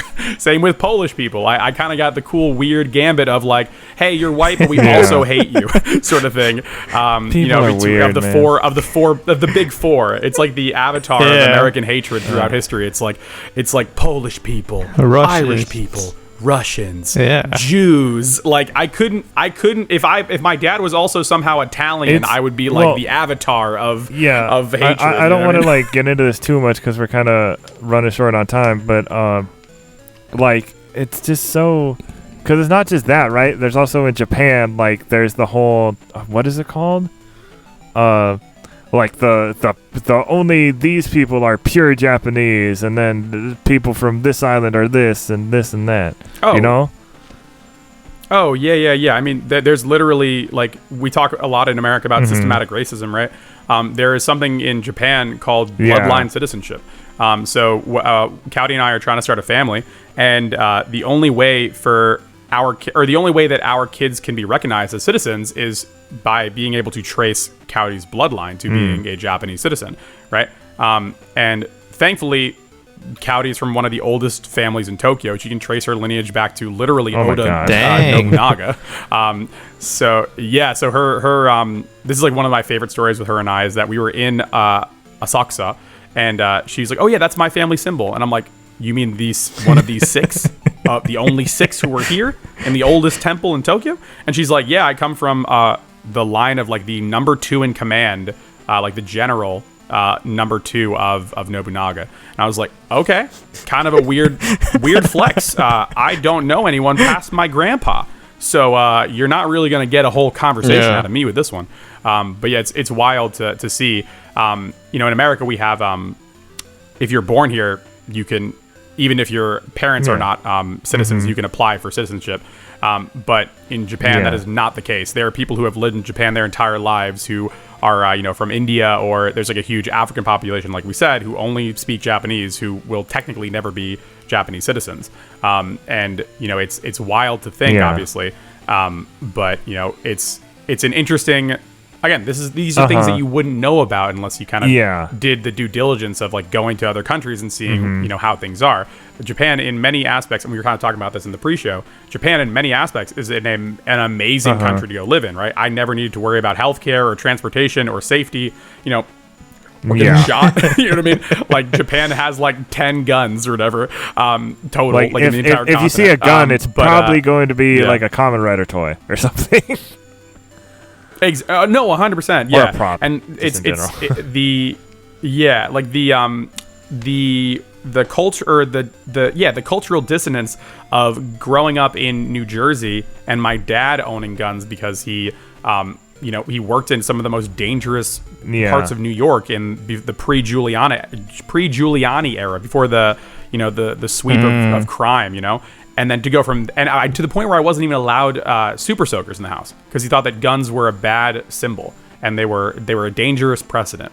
To going to a country that has literally less guns than probably one state in America as a country, and like looking at like the death toll of Japan, either like the murder, like the homicide rate being like less than 100 people. I'm like, yo, you guys are doing double digits in this country? How?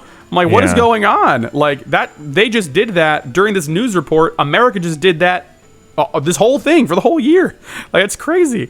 But yeah, so long story short, it is a interesting precedent when, you grow up as an immigrant or a family of immigrants in America and then immigrating, right? And then becoming an immigrant in a new country, right? It is definitely a wake-up call, both positively and negatively, because you become extremely aware of things that you, in your home country, would never be aware of, right? And you instantaneously, again, like I said at the beginning, you gain like waves and waves of empathy, right? Like, not that I was like an insufferable asshole before, right? But like when we live in San Diego, it's a country, or it's a part of the country where there's a massive Mexican population, right? Every time I see somebody and they're speaking to me in Spanish, I'm doing my absolute best to communicate in a very polite and, one-on-one sort of way, right? And I know there's tons of Americans in the entire country, even in San Diego, that wouldn't do that. And I think that is something you need to be, like, that level of cultural empathy only comes from, ingratiating yourself, bowing your head down and realizing that you are at someone else's house, right? And that's kind of what I did in Japan, that's beautiful, man. Okay, so I think since we went like a bit over what we usually do, which is no problem. It just takes longer for me to edit. Yeah, I think we're gonna call it there. Ian, thank you for being on our show. We really appreciate it. Yeah, but of course. Before we wrap up, where can people find you? Yes, that too. Oh, yeah, that's true. So I completely forgot that we were talking. I forgot we were doing a podcast. I thought we were talking about just normal stuff. You can find me on Twitter. That is twitter.com/IanWhyNot, IanWhynot. Twitch, it's the same deal. You can find me on YouTube, the same thing, Ian Preschel, Ian Why Not. And then I also do an anime podcast called the A+ Anime Podcast. You can find that on Spotify, Stitcher, anywhere you find podcasts, I'll be there. And we also now have an A+ Anime YouTube channel. Go and check me out on Twitter for the link to that. Don't have enough subscribers yet to give you all a custom link, but hopefully that'll be coming up soon. Ian, it has been a pleasure. So, we'd love to have you on another time. For sure. But of course. Definitely. Anytime you need me, I'll be here. But for today, we're signing off. This has been Erroll. This has been Jason. This has been Ian. Thank you for joining us, and we'll see you next week. Yep. Adios. That's what